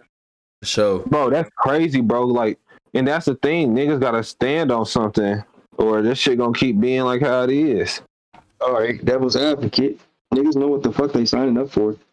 Yeah, but you gotta, gladiator sport. They gotta get paid. But that's what I'm saying. If you know what you sign up for, then stand on that shit and be like, we need to get paid more for this shit. Sure. Only a certain amount of niggas is gonna get paid like that, though. You basically, right. But niggas in the NBA that sit on the bench be getting more money than niggas that be putting in work on the field. For sure. That's crazy. But it's 82 games a season. Yeah, but that's more. But that's why it's not revenue. I would say the wear and tear physically, because it could be different wear and tear mental that evens out, but the physical wear and tear, like the actual of an 18 game season NFL hits and shit, is way 82 games. Yeah, I swear it's equal. Yeah, bro, and they add more games to it, bro. They should have kept that shit at like, what was it used to be? I think 15, yeah. 15, 14, 15, bro. They did not have to add extra 3 games, bro. That's a lot of wear and tear. Bro, just think about how many times in just high school you was getting fucked up. Now imagine in the pros, nigga. Yeah, you might be up to date. It might be up to the skills, but your body, some niggas' bodies is not all made the same regardless of how much you work out. Like, they really hoeing niggas in the NFL. Hoeing the hell out of niggas, bro. That shit's crazy, bro. God. Like, it's been like that, though. They should, I don't know what the fuck they about to do. Football owners really are like just gross people, honestly. Historically. Because no fucking way do you guys not do a damn thing but get the most money. Like, these niggas are touching billions annually. Like, how many seats can sit in a fucking a stadium nowadays? 80,000? $1 billion. 100,000, nigga. Bro, and it's and this is America's sport. Yeah, no, America's a brutal place, bro. Like, historically, America is not a good place. Historically, America's sport is the least the athletes. I don't know if it's before like other ones, but I know basketball players make more than them. I know baseball for sure. They make more than everybody. Yeah, I don't know about hockey players, but I'm pretty sure they probably make more than football players. That shit crazy. They're like, any sport that niggas dominate, we about to get them the underlings. And I ain't even saying that the top niggas got to get paid more. It's just the bottom niggas. Like, it's no way you can tell me that you shouldn't be coming in and at least getting $2 million per contract. Like, minimum $2 million 3 years. Everybody on the roster, all 52 of them. Bro, and a nigga like Aaron Rodgers or something, like getting $50 million in 1 year. That's crazy, bro. Like what? I'm not saying take money from him. I'm not saying, but y'all have enough to give another nigga at least. Hey, bro, football players are inherently stupid, bro. Because like at least for like the NBA, like them niggas really will come together and stand up for shit, like, and use the union. NBA.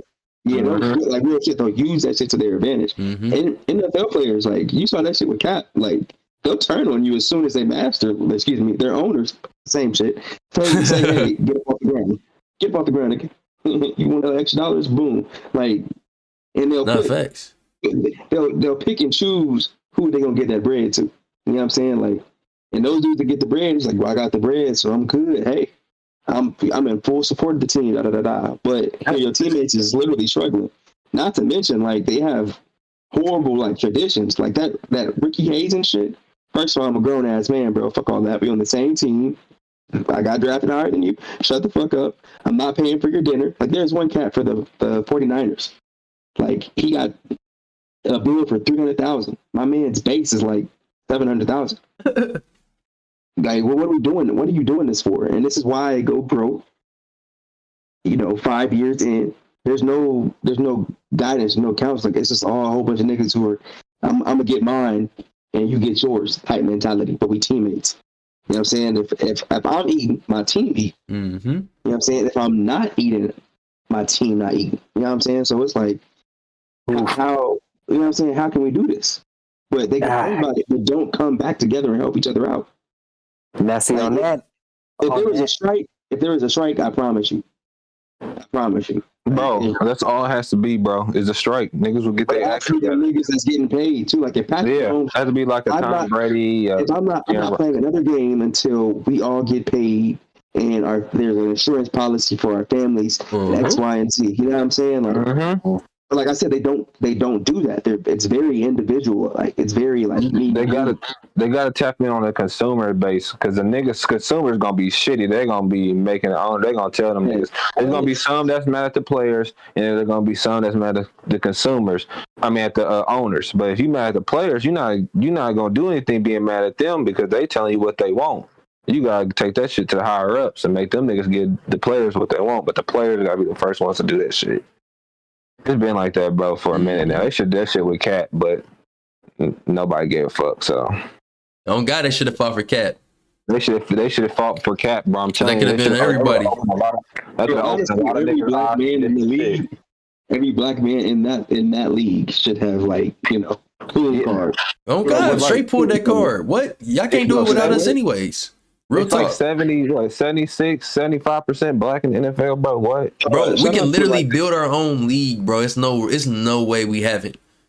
Basketball, I don't say we need segregation all around, but there's no way that a basketball and football is not ran. The best leagues are not ran by black people. Ain't no way, because we running that motherfucker. Exactly. I mean, up until now, this nigga Luka kind of different. We might be losing basketball here in a second. The French and overseas niggas is catching up, but I'm just playing. They are. It's one Greek nigga in the league that we give a fuck about. It's one Luka Doncic in the world. It's one of the. What? I mean, but that's what I'm saying. But these niggas is top tier though. But it's only coming so long. 1-on-1, respectively. But shout out to the 2015, 2016 Mizzou football team, because there was a time where this kid there, he got somebody put a shit swastika on his door, and they went to the president of the university, and nothing happened. So the kid that happened to went on hunger strike, and the football players on Mizzou, which I think was 98% black, but even the white kids on the team sat out of respect and said, and out of protest, we're not gonna play until this dude is gone. They said, sit your bitch ass down, Johnny. This is not your chance to get your stars. The white dude had to sit down too. They folded. Not the players, but the people who were the board of education there. They didn't want them to go, but hey, we about to lose 100,000 at least. With this ticket sales, and I think I'm grossly underestimating how much money they get weekly for home games. But they was about to lose a lot of M's. So they got him up out of there. And the season went under. But it's they took a stand and they realized they had the power and got what they needed. These are college kids. Mm-hmm. Kids who were trying to make it to the next level, but fuck it, if we don't, we don't. At least we stood on something that mattered. So it's very much doable, but at least these cats in the league, bro, I really don't give I don't have too much respect for them because they don't stand on shit. Nah, they don't. You know what I'm saying? They don't stand on shit. And like I said, it's very individualistic. I'm going to get mine and you get yours. So, bro. I feel you on that, but I can say the same thing for basketball. It's like that there, too. But they have fought, though. They have actually fought, though. You know what I'm saying? Once you play 3 years, no matter what type of contract you sign, you gonna get $2 million a year. That's. Oh, no, I feel what you're saying on that. It's just... I don't know. It's still very individuality in basketball. But I mean, I guess I feel what you're saying. A lot of motherfuckers, like, even with the lockouts and shit like that, it's still hella motherfuckers that don't agree with as much as they do agree. You know what I'm saying? It all comes down to votes and shit with the Players Association and shit. So, but I mean, you know. At least at least they letting the players have an association to kind of get to, pick it. I don't know exactly like what the actual grievances is because they could be valid. I don't know. But the NFL, they just at least make it look some way right. I mean, you should do good by the players, but they got us sitting here thinking the NBA is the greatest fucking organization ever, and they don't care because it's always a fresh crop. It's always a fresh crop. Oh yeah, like the NBA could be having they shits too, but the NFL not doing nothing to make it look any better. No, because it was started by the mob. These niggas don't give no fucks. Like what? Like not even a little bit. Like, yo, you bitch about something, cool. Next guy up, and if you say something, we're not even gonna whack you like we used to do in the days. We just gonna throw some claims your way. Damn. Oh, you wanna play for us? Boom, here's your record. There it's going. There's your reputation. Oh, you that's a bar, Jake. You said what? Right on. That was a bar. You want to go touchy? We gonna take that. You know what I'm saying? Like it's ways to get rid of you outside of taking you out. You take your name, or if you smear somebody's name, there's raps. Oh God! We don't even kill niggas no more. They said that to Deshaun Watson. Bro, what? I don't know. Thing about true. When I was in the H, like people in Houston fuck with him because he did shit for the community. Oh. The Houston Police Department literally said there's been no claims. We can't arrest him or anything because no one's come forward and said anything about it. But as soon as my man says, "Hey, I don't want to play here no more," I'm gonna be traded. All right, nigga. Here's one claim. Here's two claims. There's your fame. Here's 3 claims. Here's 4 claims. We're dragging your name. You know what I'm saying? Like they own these niggas. So it's like this is a mob mentality. They didn't even hit that nigga with like a real case. They just hit that nigga with civil cases. Yeah, that's crazy. Like they're like, fuck it, we can't get you on no legal stand, so we're gonna hit you with a civil case, and then put your name in the dirt. Yeah, you can, and then suspend you. Mm-hmm. But a nigga like Ben Roethlisberger though gets to keep playing. That's crazy. That under the rug. That's just really crazy, bro. You know what I'm saying? Like what's crazy? It's not even like so much Deshaun Watson. I don't know what he did. You know what I'm saying? I'm not saying he's wrong or right, but it wasn't no rape. It was just more so, hey, I want a massage. You know what I'm saying? Like here it is.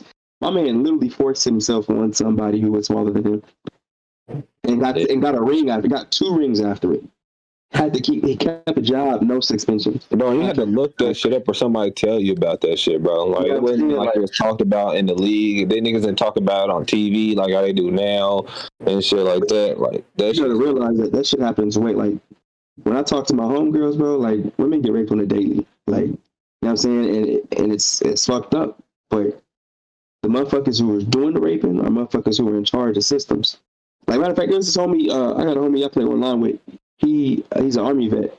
He was telling me how the person who was in charge of handling like sexual misconduct allegations in the U.S. Army got I think he got like demoted or got arrested for, guess what? Sexual misconduct on his assistant. You know what I'm saying? So it's like you got people who are doing this shit and people who are getting away with it because, well, hell, they did it at themselves at one point in time. You know what I'm saying? Like the motherfucker who probably looked over Big Ben's case was like, yeah, bro, it happened to the best of us. Hey, in 96, Shorty tried to get me. But hey, hush. You know what I'm saying? So it's like, it's fucked up, but it's a system in place that allows this kind of behavior to continue to go. Mm-hmm. All right, real quick, I want to switch it up. I ain't heard too much from y'all, so I'm calling both of y'all to the stage. Do I got Roy in here? Roy, where you at? Do I got Perry in here? Duh. Man. All right. Y'all 2 niggas. I want y'all versus battle right now, only using R words. Who can get the most R words? Go. Reptile. Record. Can I hop in? Red. I'm low key sick. Y'all ain't getting real. He killing you right now, Perry. You better hop in. Bro, he's stumping on you Right, not bro. 01. That's crazy. Rhino, rhinoceros. Radical. I got the radical rapper rapping about rape. How long are we supposed to be doing this? Jordan, you getting stomped on in a one-on-one fight, bro. How's that? That's even what I'm possible? saying. I was just trying to see until motherfuckers start repeating themselves. Shit. It sound like Perry didn't want the smoke though. It sound like Perry didn't want the Like I smoke. got more. Man, fuck it. Come on, I got you. That nigga hit police. So y'all Ready didn't to- know what I said. All right. I think I got like 7. Jake sound like he wanted to get in there. Roy, you want another one? Come on, what's good? It's a different letter. Yeah, Oh, it's different kinda letter. hard, I ain't gonna Different lie. letter. Different All letter. right, yeah, go ahead. All right. All right, we're gonna go back and forth on this one.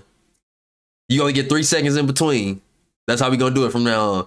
All right. What's the letter? L. Jake, go first. Go. Lemon, lime, Lyra. Hold on, nigga, one word. You get 3 seconds to reply. This nigga start going up. All right. Lemon lime. Lemon lime. Okay, that was a bar. I was like, okay, I thought that's what you was coming with. Like, all right, got both of those off real quick, but that nigga's. All right, he said lemon lime. What you got, Roy? Lavender. That Library. Lidded. Lonely. Lover.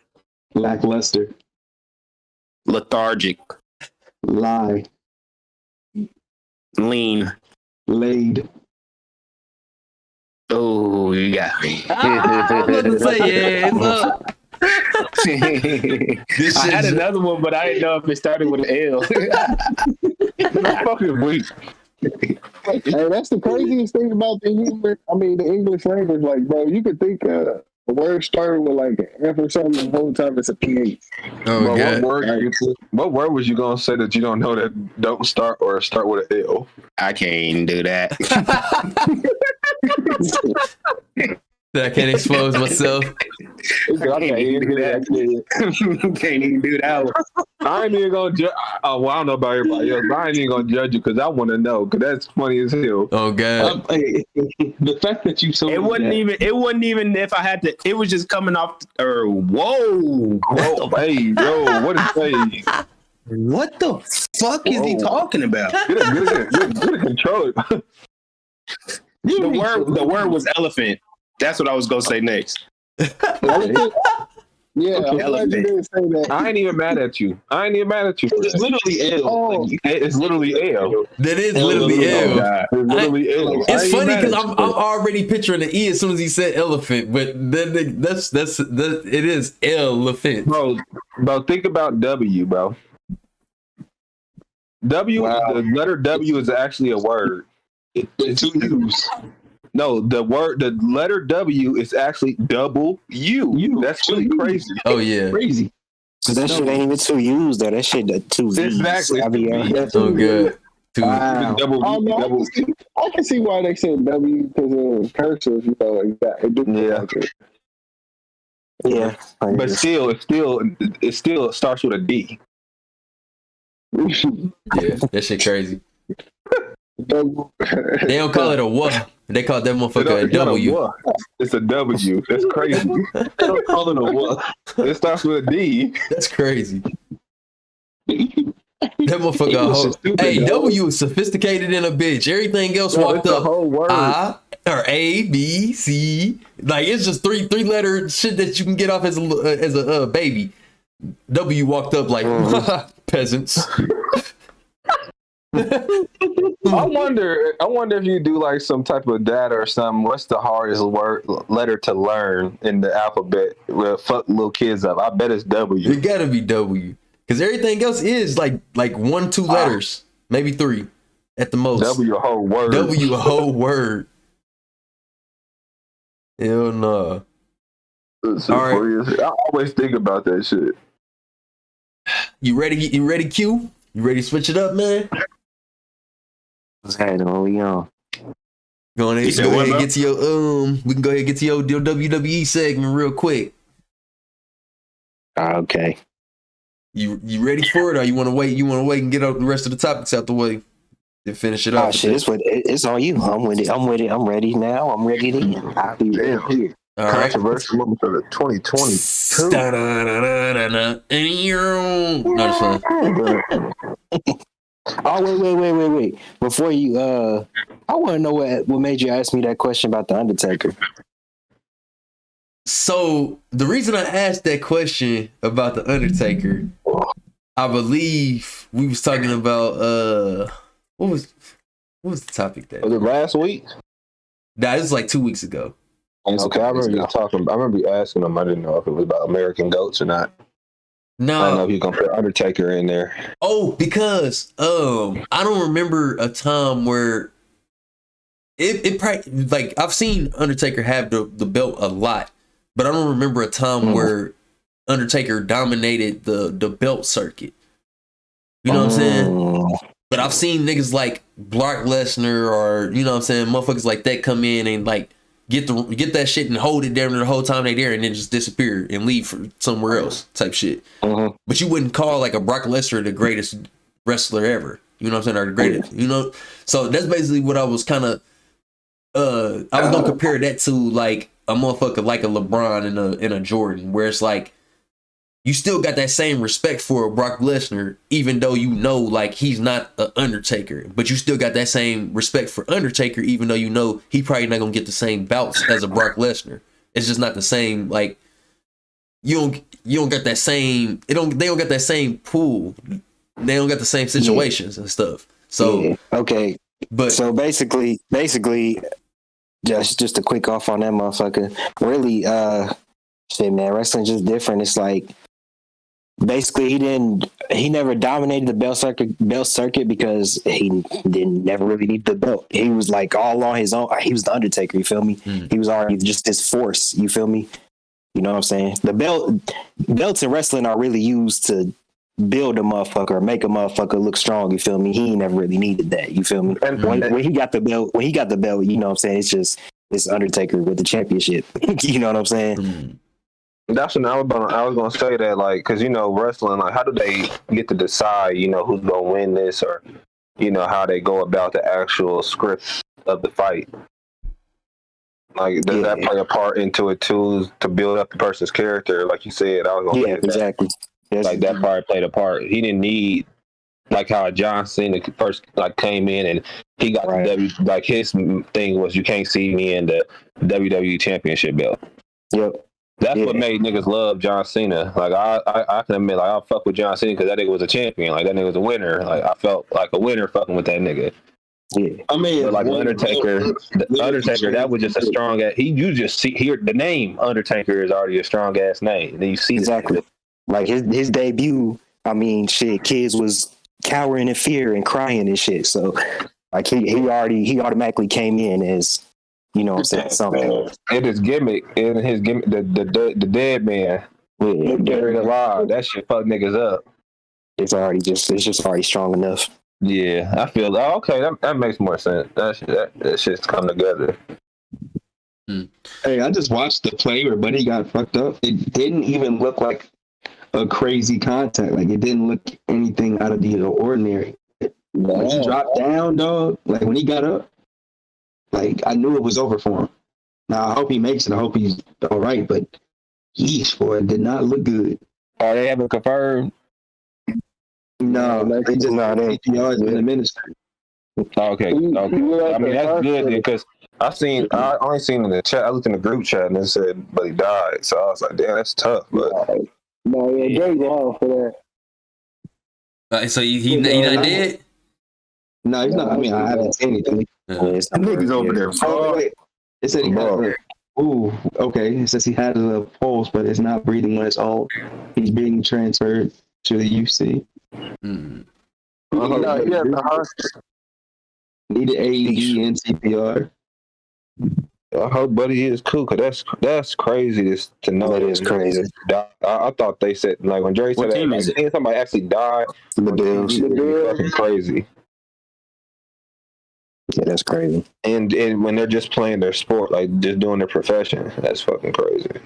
Yeah, bro. They like, that's like the time. They still trying to decide if they're gonna keep playing. Like Niggas is mentally fucked up right now. They can't play.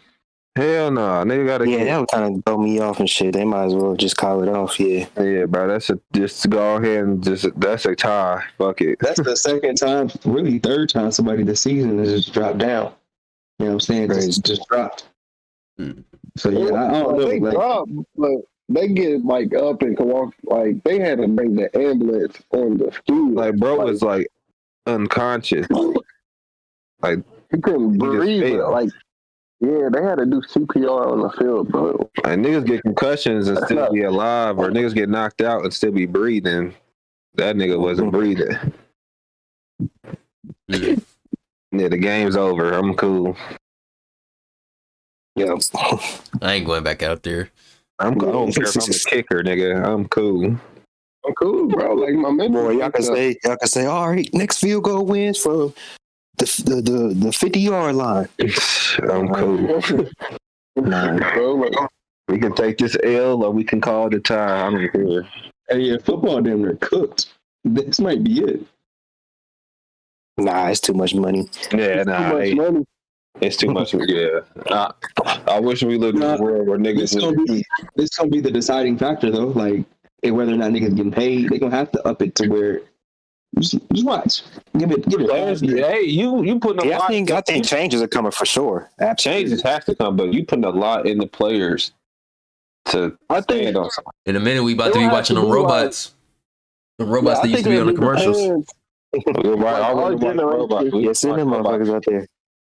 I think our generation won't let our kids like play football, so it's gonna be a lot of people that are on that wave this generation. Boy, what? My baby boys. It is besides the South. Like the last that's gonna be on that wave is gonna be the South. They it's gonna be Texas. Texas is gonna be the last. Probably the only place to actually have football. I'm telling you, bro. I used to live in Houston, and I played football, and I was in like the 4th grade. Motherfuckers had the high school and college scouts out there. The high school the high school fields out there are real life stadiums. Yeah. Like, they put the money, bro. It was crazy seeing that because, like, I remember I was driving with my ex through the city and we drove past her high school, and it's like this college. I was like, yo, what college is that? So he was like, oh, that's the high school. And I said, yo, what? A little change gonna come because you gonna have the people that will look how many years we've been playing and how many little times that happened. You gonna have I'm telling you, bro. There's people that's gonna be like, bro, y'all over here doing some big shit, and they're gonna be people with fucking shit. That's the professional though. You know what I'm saying? Like this is how many times you've seen it in the professional league. Think about how many football. There's thousands of football teams being like, football's everywhere. But it's happening so many times too. Like it's just not getting notoriety because it's not national. You know what I'm saying? Like if you go throughout the country and look up this shit, you'll see this shit happen regularly. Like football injuries, they're way more severe than anything else. So yeah, so it's gonna be nuts for sure. I think a little change, but I don't think this gonna like shift the NFL. I wish it would, because it should. That's fucked up. That's fresh. Hey, little side comments and stuff, but all right, let's get back into it so we can wrap this episode up. We got about 30 minutes left. Go ahead, Q, take us away.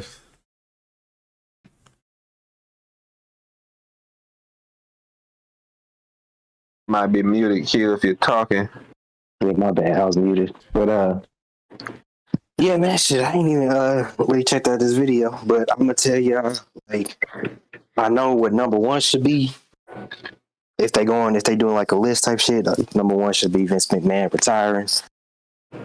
Or, I mean, he was forcefully stepped down, but I'm about to say, wasn't he forced?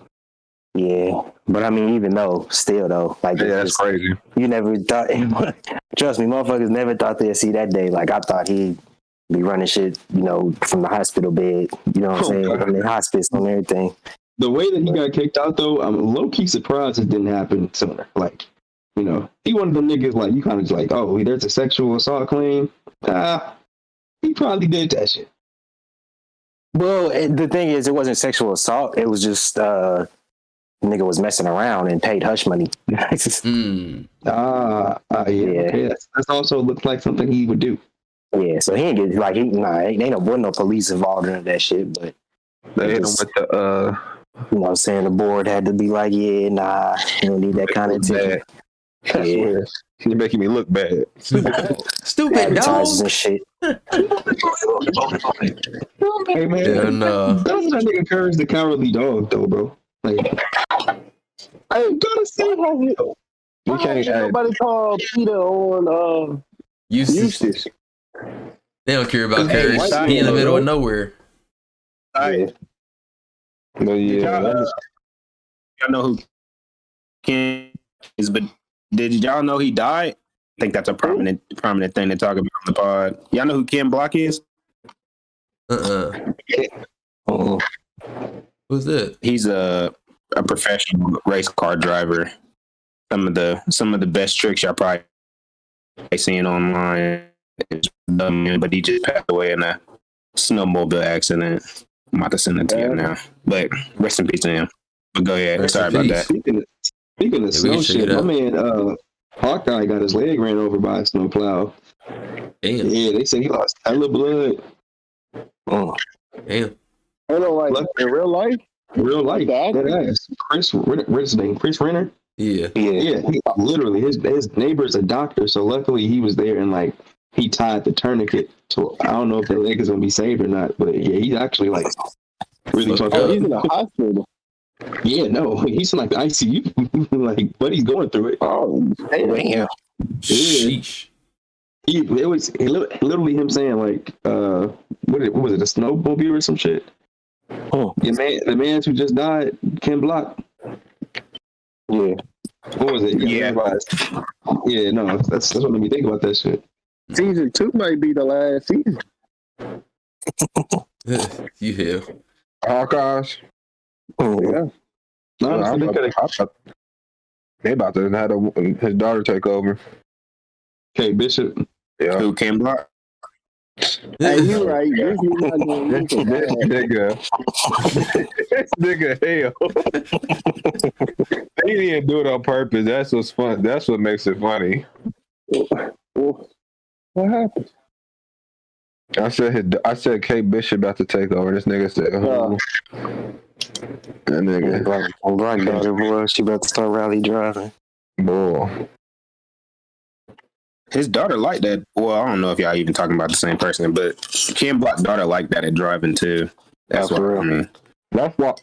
Yeah, she got it for sure. That's why it's funny because I ain't know he had a daughter. Yeah, his daughter.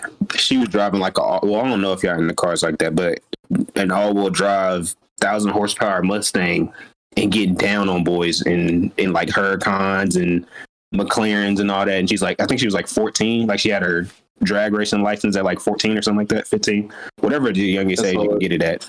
And they got this taking them in a Mustang. What's your dream rest in peace to a great man. What's your dream cars? Oh, no, let's do that. Let's do that later. We're gonna get me started. Yeah, I ain't gonna lie to you. Like, since this is video.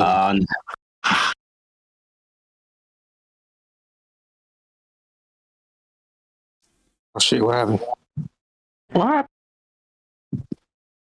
Everybody cut out. Can anybody hear me? I hear you. Oh.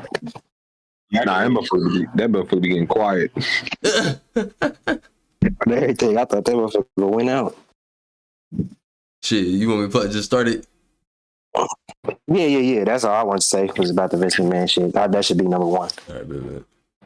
Controversy creates cash, so says WCW head honcho Eric Bischoff. But from my experience with the year of our Lord 2022, controversy is bloody exhausting. At every turn this year, there has been something else coming up to keep the wrestling business on its toes, and I think we can all agree that what the wrestling business needs is a nice, peaceful 2023. Just as we wanted 2022 to be the relaxing year of normalcy after 2021 and 2020, and man, 2019 was nuts too. Oh God, we're just gonna keep getting more and more ridiculousness every time we take a trip around the sun until the cosmic death of the universe comes for us all, aren't we? Well, that seems like a very cheery way to kick off the most wonderful time of the year. Nothing says holiday spirit quite like controversy. I'm Tempest, hailing from Parts Unknown, and these are the 10 most controversial wrestling moments of 2022. Before we get on with our list, make sure really has some like swag. this video, subscribe, and enable notifications to always on so you never miss a fun list just like it. And make sure to watch Survival Series here on Parts Unknown. We may or may not have another episode coming soon, so you better get caught up.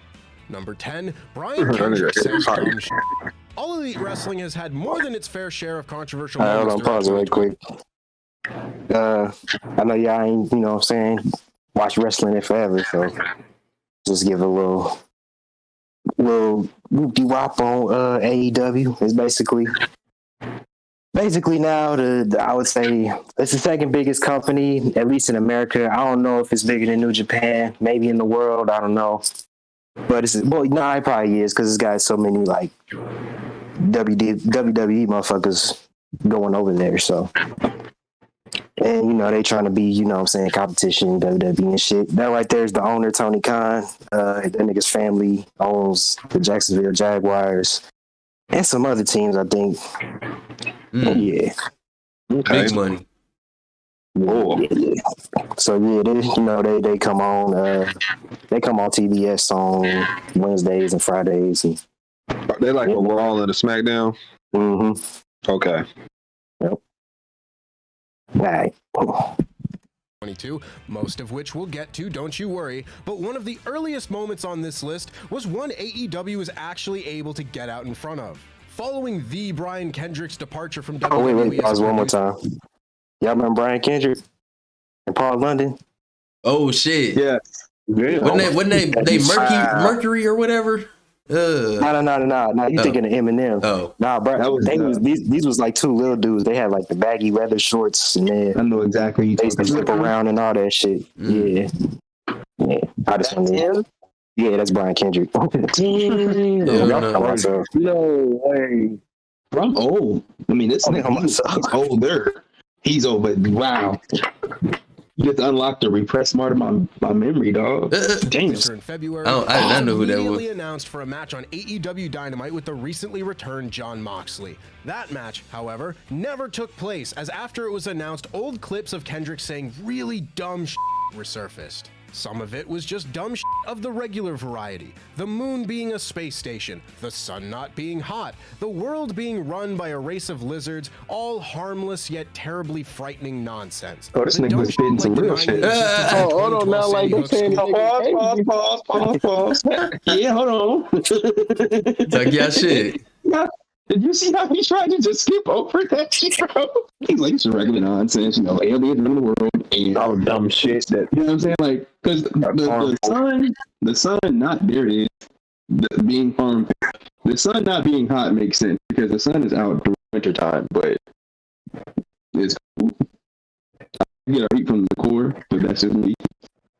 But we try to like go over that shit, like, you know what I'm saying? Like, you might be on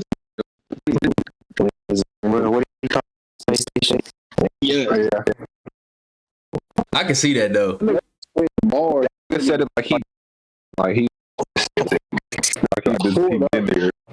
That nigga pulled up. He said, I'm going back to tell the truth.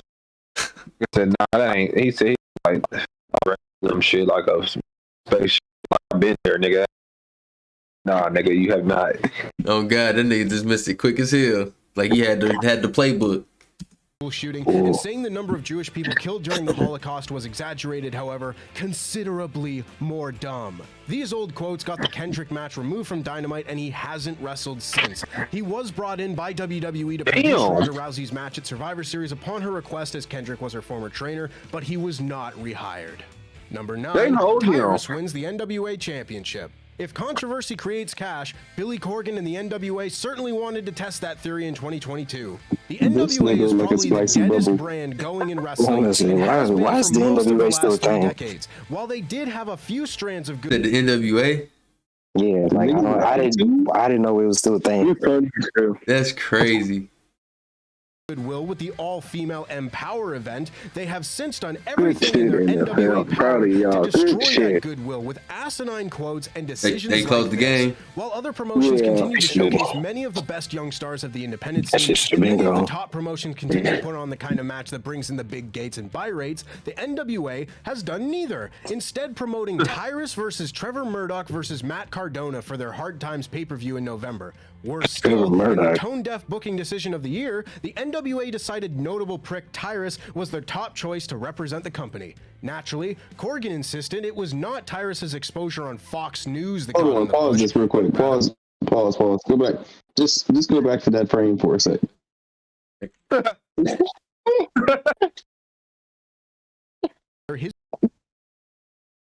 nigga hell.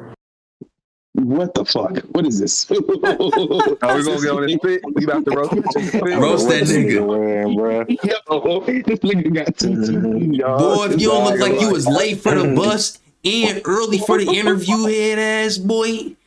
That nigga got a clean jacket. No, bro. And he told that nigga he was late for the bus, bro. Oh, no. He got on the yellows right now with this fit. I promise you. Oh, good. Boy, what is this? Hey, well, you gotta fight that nigga. That was crazy. He looked like he barked at people. Look at oh God, it looked like that nigga looked like he was late for the bus, early for the interview, forgot his Wheaties this morning, but somehow had a Slim Jim in his back pocket, and he got one loafer on with a Timbo. Like, nigga, what you doing, bro? Like, what you doing? Look at the nigga's shirt. He's cutting off the circulation. He's not even I bet the jeans is. I bet he got on jean shorts too. That's why I got it in the full picture. Nah, he got on boot cuts for sure. I respect him if he had boot cuts on over jean shorts. The best though, dog. And he's not even in New York. Jean shorts with the cargo. You know what? This nigga's in Miami right now. It looks nice in the background. that tie with the jacket do say Miami. He said that nigga's in Miami. What's a G shorts on a boot? It's a tip. The way he looking at the camera, like the fit is hard. Oh God, like I did it to him. I did it to him today. Nah, he look like he hungry. Like that Slim Jim didn't do it. That Slim Jim didn't cut it. He said y'all was gonna have food at the interview. I don't see no food. That nigga said the Slim Jim ain't cut it. He said, "This is a breakfast club, ain't it? Where the breakfast at?" That nigga sick. Hell no. Morgan insisted it was not Tyrus's exposure on Fox News. That nigga hell, man. It's horrible, bro. Probably gonna get bigger. You're gonna see that getting roasted. On his old, unathletic ass here, please. Oh God. Terry Funk, Dusty Rhodes, and with his old athletic ass. Number 8, Jonathan Gresham quits Ring of Honor. There are varying levels of controversy when looking at those who left AEW in 2022. On one end, you have Cody Rhodes, who, while shocking, uncontroversially like a Nazi character, and put over a young star on the way out before making his way to WWE. On the other end, you have the madness in September that could have convinced Tony Khan not to long-term book ever again, and then you have Jonathan Gresham right in the middle. Gresham was the man who won the interim ROH World Championship at Final Battle 2021 before signing on to AEW's version of Ring of Honor, unifying the titles with Bandito's championship at Supercard of Honor. Unfortunately, we saw very little of Gresham in AEW. A couple of title defenses against Dalton Castle and Lee Moriarty aside, he hadn't done much, and when asked to drop the title to Claudio Castagnoli in the Death Before Dishonor, he promptly had a heated discussion. You know it's bad when you look small on the pamphlet. Like, bro, did you see the jacket he had? Bro, he was swimming in his jacket, dog. With Tony Khan over how he had been treated and quit the company. He still did the job, losing to Castagnoli at the show, but has not been seen in ROH or... Yo. Yeah, it's kind of wild. That's a short nigga, this thing you just don't do. Yeah. Nigga is short and staggy as fuck. Nigga like a thumb. Mad about it. Sporadic appearances on the independents, which is a like shame a thumb. because a man as talented as Gresham deserves to be showcased on the biggest stage. Number 7, Sammy Guevara keeps getting in fights. Sammy Guevara sure that nigga look like one of the. That nigga look like. He a thumb with a face on it, dog. Y'all remember Spy Kids? Yeah. Yeah. He one of them little ham. He one of them little ham motherfuckers. I'm fucking weak. I'm fucking weak as hell. Hands over his backstage scuffles this year. First, you had his altercation with Eddie Kingston, which put a stop to their planned match at All Out. An altercation that got Kingston suspended as he pie-faced Sammy after Sammy reportedly blew off Kingston's taking issue with one of Sammy's promos calling him a fat piece of shit. Sammy has since admitted to being at fault for this, but that doesn't mean Sammy hasn't been hated on vociferously since then. Then you get the 2-for-1 deal on Sammy Guevara fights, as just a couple of months later you had another backstage dust-up, this time between Sammy and Andrade El Idolo. This came after Andrade made a number of comments about wanting they ain't got no control back there in to fight Sammy at Dynamite. Dynamite came Niggas just doing whatever they want. Andrade and Sammy were allowed to be within an arm's reach of each other. You said niggas just doing whatever they want. Yeah, pretty much. I mean, shit. I don't know, bro. They ain't got no water. We really fighting in the back. But I'm sure they gonna talk about another fight back there on this motherfucker too. So a more important fight. Imagine somebody really like having smoke with you and they running out on your scripted fight to really like have smoke with you. Nah, that'd be some fried shit. You're wrestling company. You're done. Yeah, you're done. Nigga, you said what? A nigga having like I had to turn the camera back on. A nigga having real smoke with you and coming out on your scripted. You know how they used to run out and like jump the fight, but it would be scripted. Like now, a nigga really ran out there because he really had smoke with you. Vince McMahon himself is coming out there to kick your ass and fire you at the same time. Oh God, yeah. You'll never see wrestling again. You won't even see the promos like to get into wrestling. Yeah, you're fucked. You'll never see the audition again. Evident by Andrade punching Sammy and getting himself suspended. Again, that night saw Sammy on the receiving end of the heavy heat from the crowd, even though the accounts of what happened said Sammy was not involved in the violence. Number 6, Shane McMahon gets fired.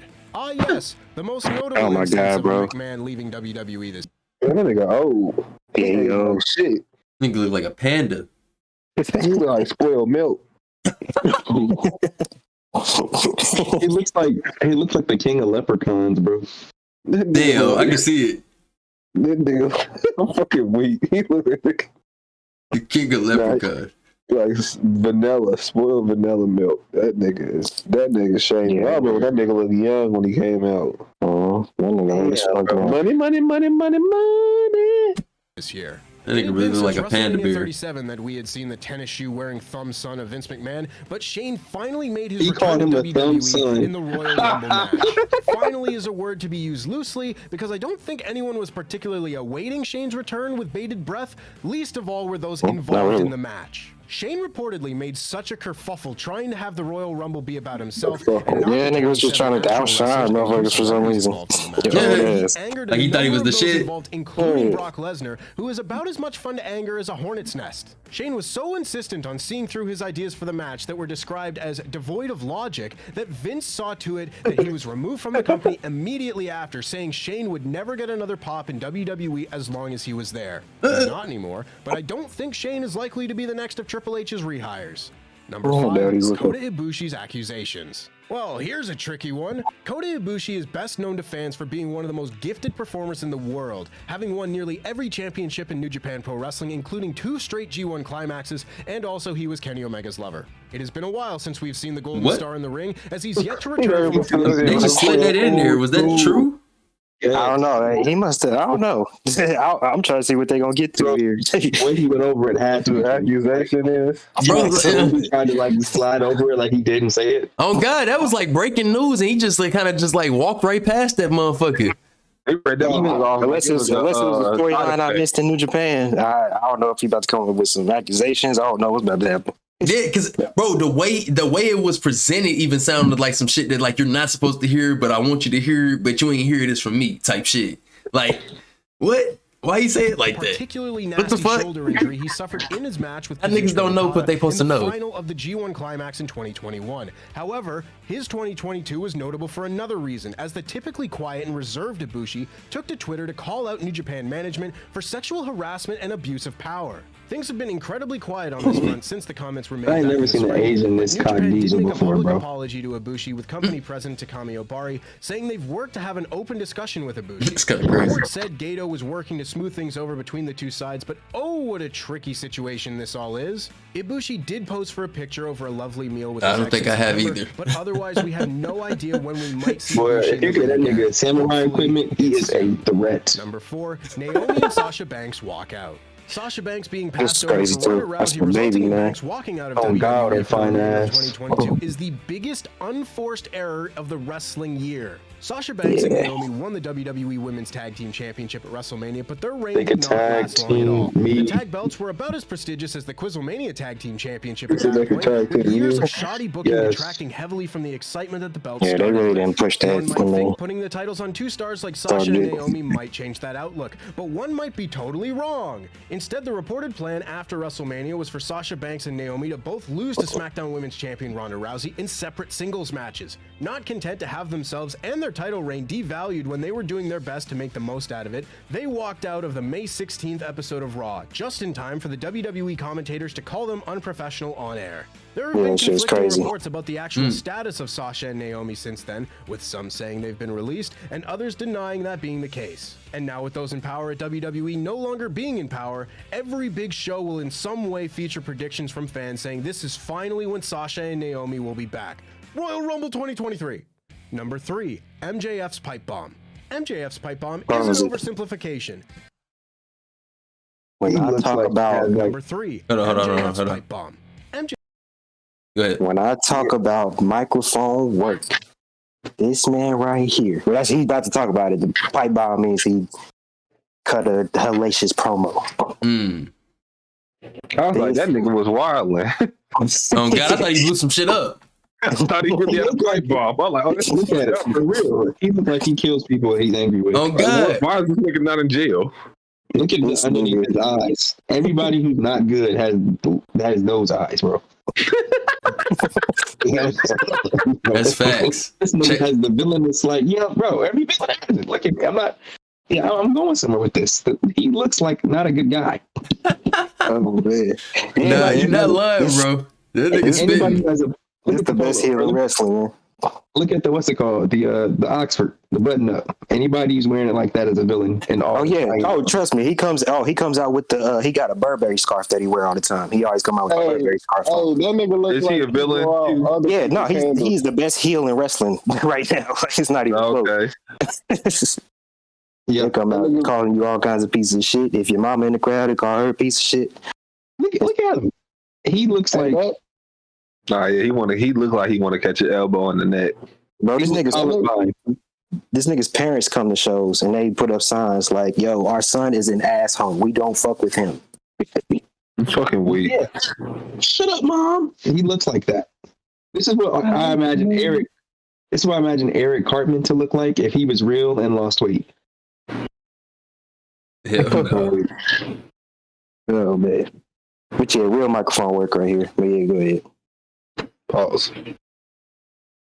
MJF's pipe bomb is an oversimplification. It was kind of wild. MJF is this generation's Brian Pillman. Outside of the actual Brian Pillman of this generation, Brian Pillman, but in MJF's case, he is the only one in on the work and no one else really knows for sure.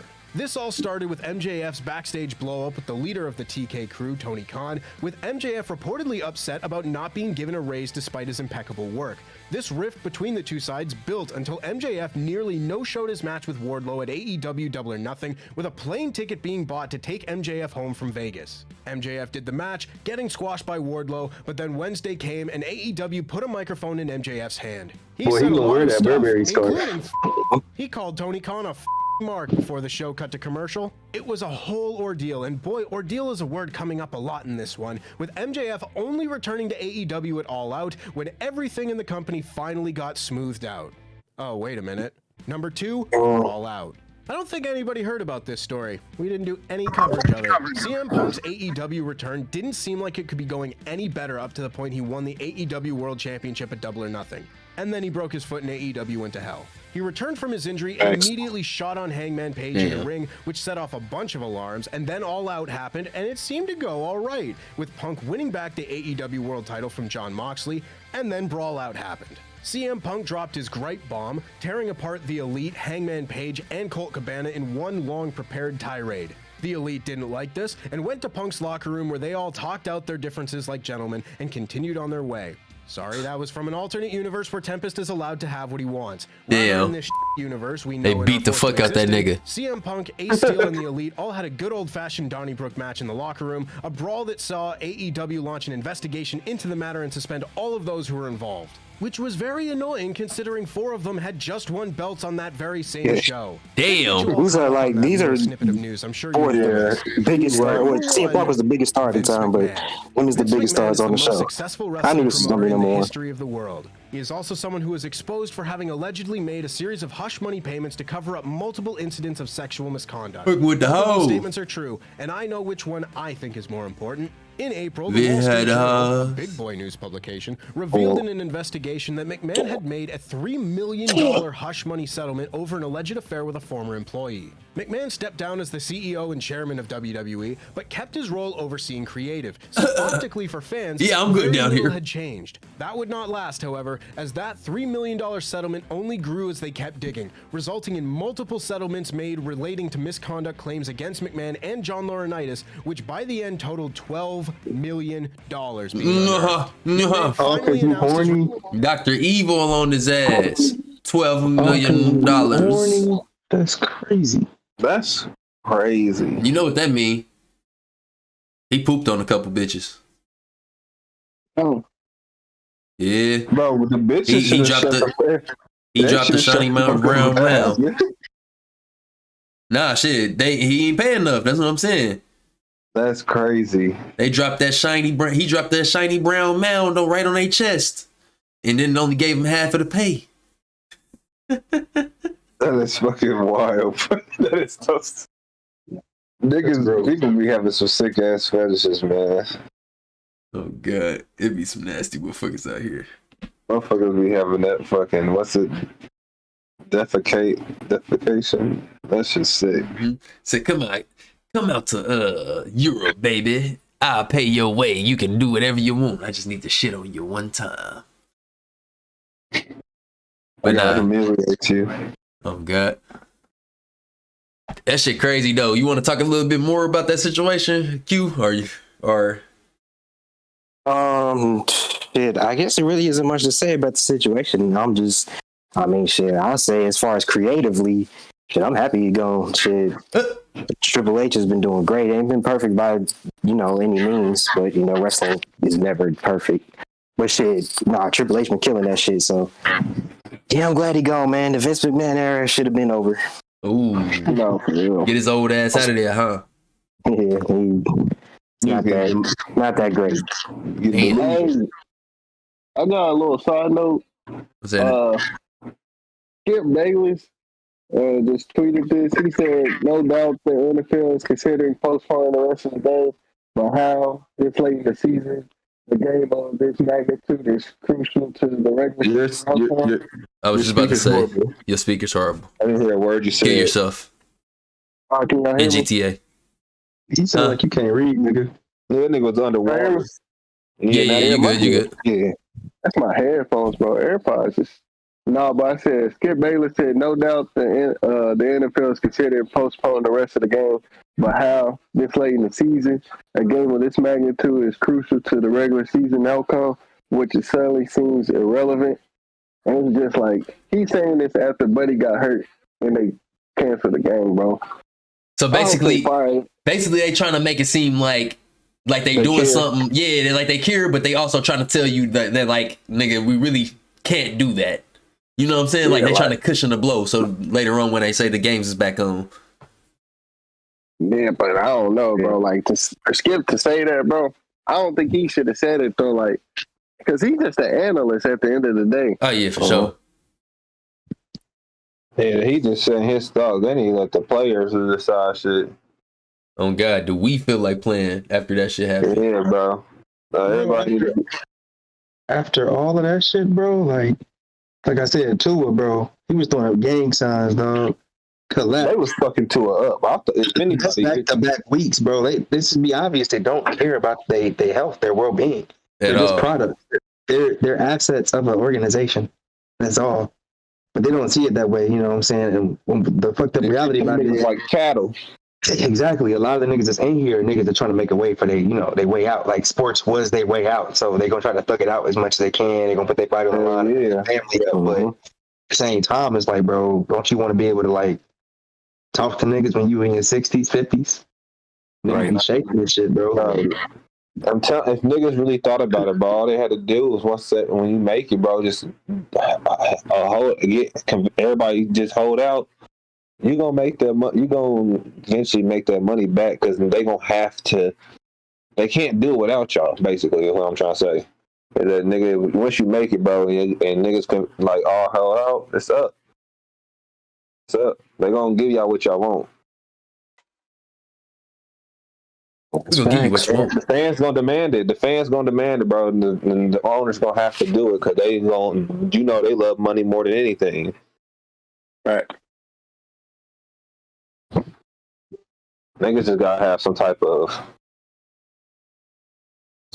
to stand on, basically. Cheering for something to fall for anything, you bitch ass nuggles. But nah, we right at the buzzer, so it's no reason to bring up another topic. I think we did a good job. Huh? Because this nigga Donovan just dropped 71 points. Donovan Mitchell?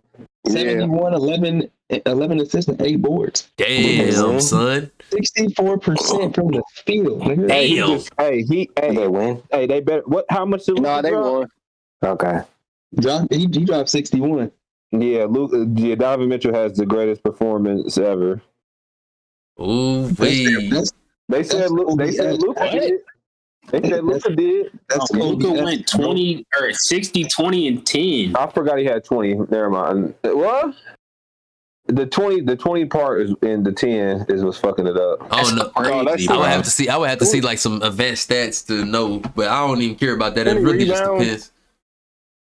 Depends on how you look at it. 20 rebounds is crazy. I forgot it. I forgot it was the 20 part. I thought he was 10, but the 20, never mind. And he like 6'8" though. And he like 6'8". No. And 10 assists. Like he still passed up 10 shots to get 60. Yes. Yeah, okay. No. Only reason I was saying that is because, like, depending on where, like, if you seen some advanced stats, shit, even though he had, hold on, calm down. Let my nigga finish his point. Yeah, like, he could, if you look at advanced stats, he could have like his Donovan Mitchell's assists could be coming from 3-point attempts and shit like that. So it could mean a lot more. Plus his 70 that he already got. So he could the responsible for points in his category could be a lot more than what Luka was actually responsible for. But then like, what was the rebounds for? Was the rebounds with putbacks for the other team, or did they score off of those possessions? There's a lot of stuff that can go into it that like you can get real technical to see like actually who had the better game. But he had more assists though, 11 assists. Who? He passed Donovan Mitchell. But it's 7 for 15. 7 for 3 behind. 7 for 13 behind the 3-point line. I'm fucking dead. No, yeah. Oh, fuck. But that's what that's what I'm saying. They both had a double or triple double, whatever. You know what I'm saying? But his 11 assists could have been for 20 something plus points, whereas Luka's 10 assists could have been only for 10 points or 15 points. You know what I'm saying? It had to be from at least 20. I see what you're saying. Yeah. I was just trying to split it up a little bit. I know what you mean, though. Yeah. I was being too technical. He's been hooping this past this season, honestly. Oh God, bro, the pod been going crazy. Oh, you talking about this guy? I just switched it up. Donovan Mitchell did that. I was just happy because I always fuck with Donovan Mitchell. I kind of fell off lately, but like from the beginning, I always thought like he was gonna be a cold ass NBA player. Cold short nigga. Mm-hmm. DeMar dropped 44. I don't know. In the NBA, niggas are dropping nice stats, but it seems like everybody suck. Yeah. Everybody's ass. And that's what I was about to say. I think it's nobody that's really locked in on defense. Like it's like club basketball versus like them actually being out there trying to like get a dub. You know what I'm saying? It's like, oh, I'm happy to be getting paid and hooping. versus them being like hungry to win. So yep, that's how it's been for a while now. So. I swear, I've been but that's why I said basketball for like maybe 4 years. I've been saying for a minute, man, bro, until we got a good another good announcer or commentator that really builds storylines, and I'm talking about even from the smallest of games. Like, I don't know who he was going against, but I would have been in that nigga's ear right now. Whoever just got scored on by Donovan Mitchell, I'm in that nigga's ear. Oh, he the worst defender ever. Until everybody thinks that he's the worst defender ever and he tries to start locking everybody up or he give it the fuck up and we move on to the next nigga, I'm on his ass every chance I get. Oh yeah, he out there playing defense like such and such. You know what I'm saying? I'm using him as a bar every time. Like, it ain't really nobody's storyline in this shit to where like niggas is damn near, all right, when I see these niggas in the playoffs, I'm gonna kill these niggas, bro. Because the last time I went against the Bulls, nigga, I only dropped 10 and da-da-da-da-da. You know what I'm saying? Like, shit like that. You don't see that shit no more. Niggas don't care about what's going on around them. They just do what they do. You know what I'm saying? Mm-hmm. Like, I don't know. If I'm out there, nigga, especially if motherfuckers talking shit, Skip Bayless talking about some I can't hoop, nigga, like, I ain't gonna lie to you. Y'all about to catch the meanest 70 piece. Like, so I don't know. It's just, but and then it's a lot of green lights. Way too many green lights. Everybody think they got the green light. Too many green lights. Yeah, bro. It's a lot of like individuality that doesn't go anywhere. Yeah. Yep. It doesn't matter. That was a great way to put it. A lot of individuality that don't go nowhere. Besides Dame, I really don't know. Like, I don't know if I could like trust anybody to be on their same, like each year.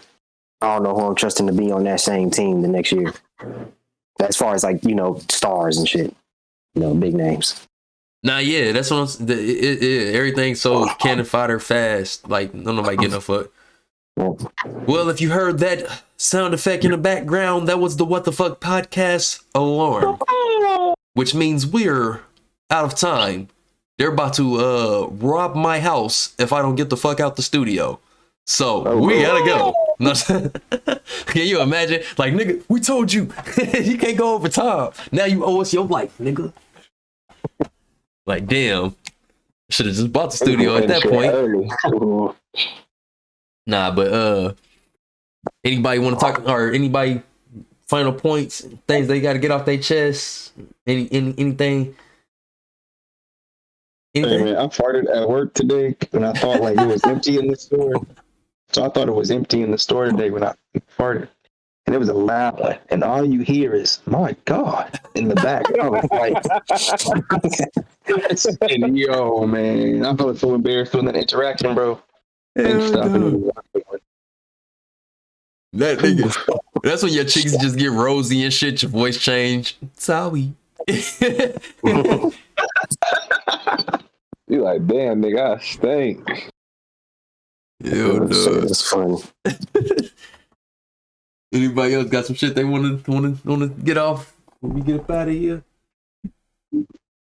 No, nothing I could think of.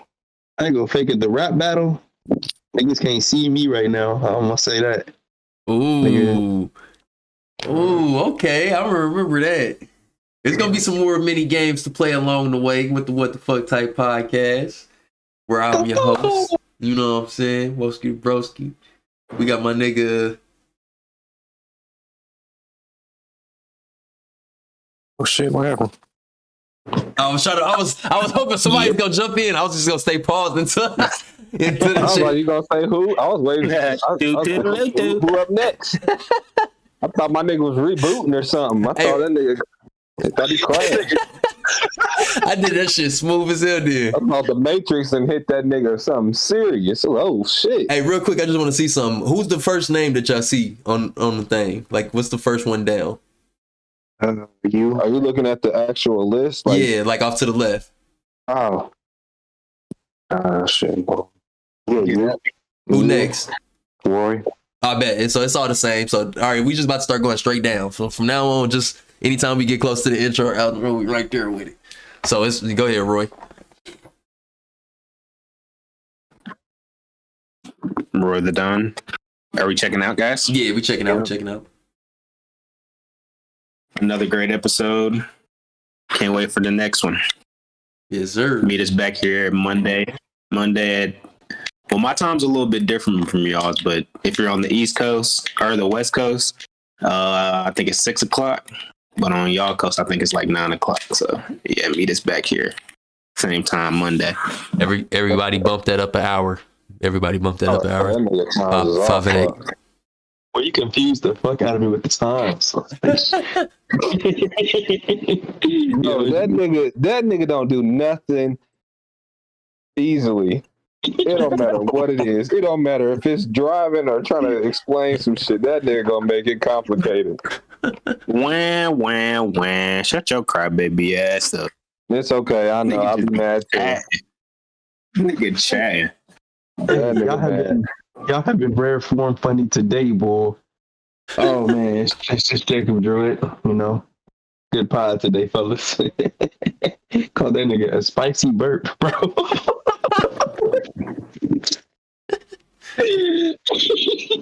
Spicy bubble. Spicy bubble, the Hispanic burp. Oh man. Yeah, week, man. Get some money and fuck a bad bitch. Yes, sir. Facts, man. I want to say thank y'all to whoever's listening, and tell your friends, to tell their friends, to tell their mama, to tell their auntie, to tell their uncle. And once again, reigning defending Mario Party World Champion. Signing out. I'm just going soldier Yon, bro. He just brought my whole I don't even know the word, but I'm shitty, bro. Bye. Hey, and I'm the broski signing out, man. That was a beautiful episode. Niggas got the intro done without. Niggas got the outro done smooth. Nobody stepped on each other's toes, nigga. We blew this team out, nigga. Round 2 coming next week, man. Round 1 was too easy. 4-0 sweep. Smoking Zai, drinking gin. We them niggas from the creek and we gon' fucking win. Smoking Zai, drinking gin. We them niggas from the creek and we gon' fucking win again. Tell me how that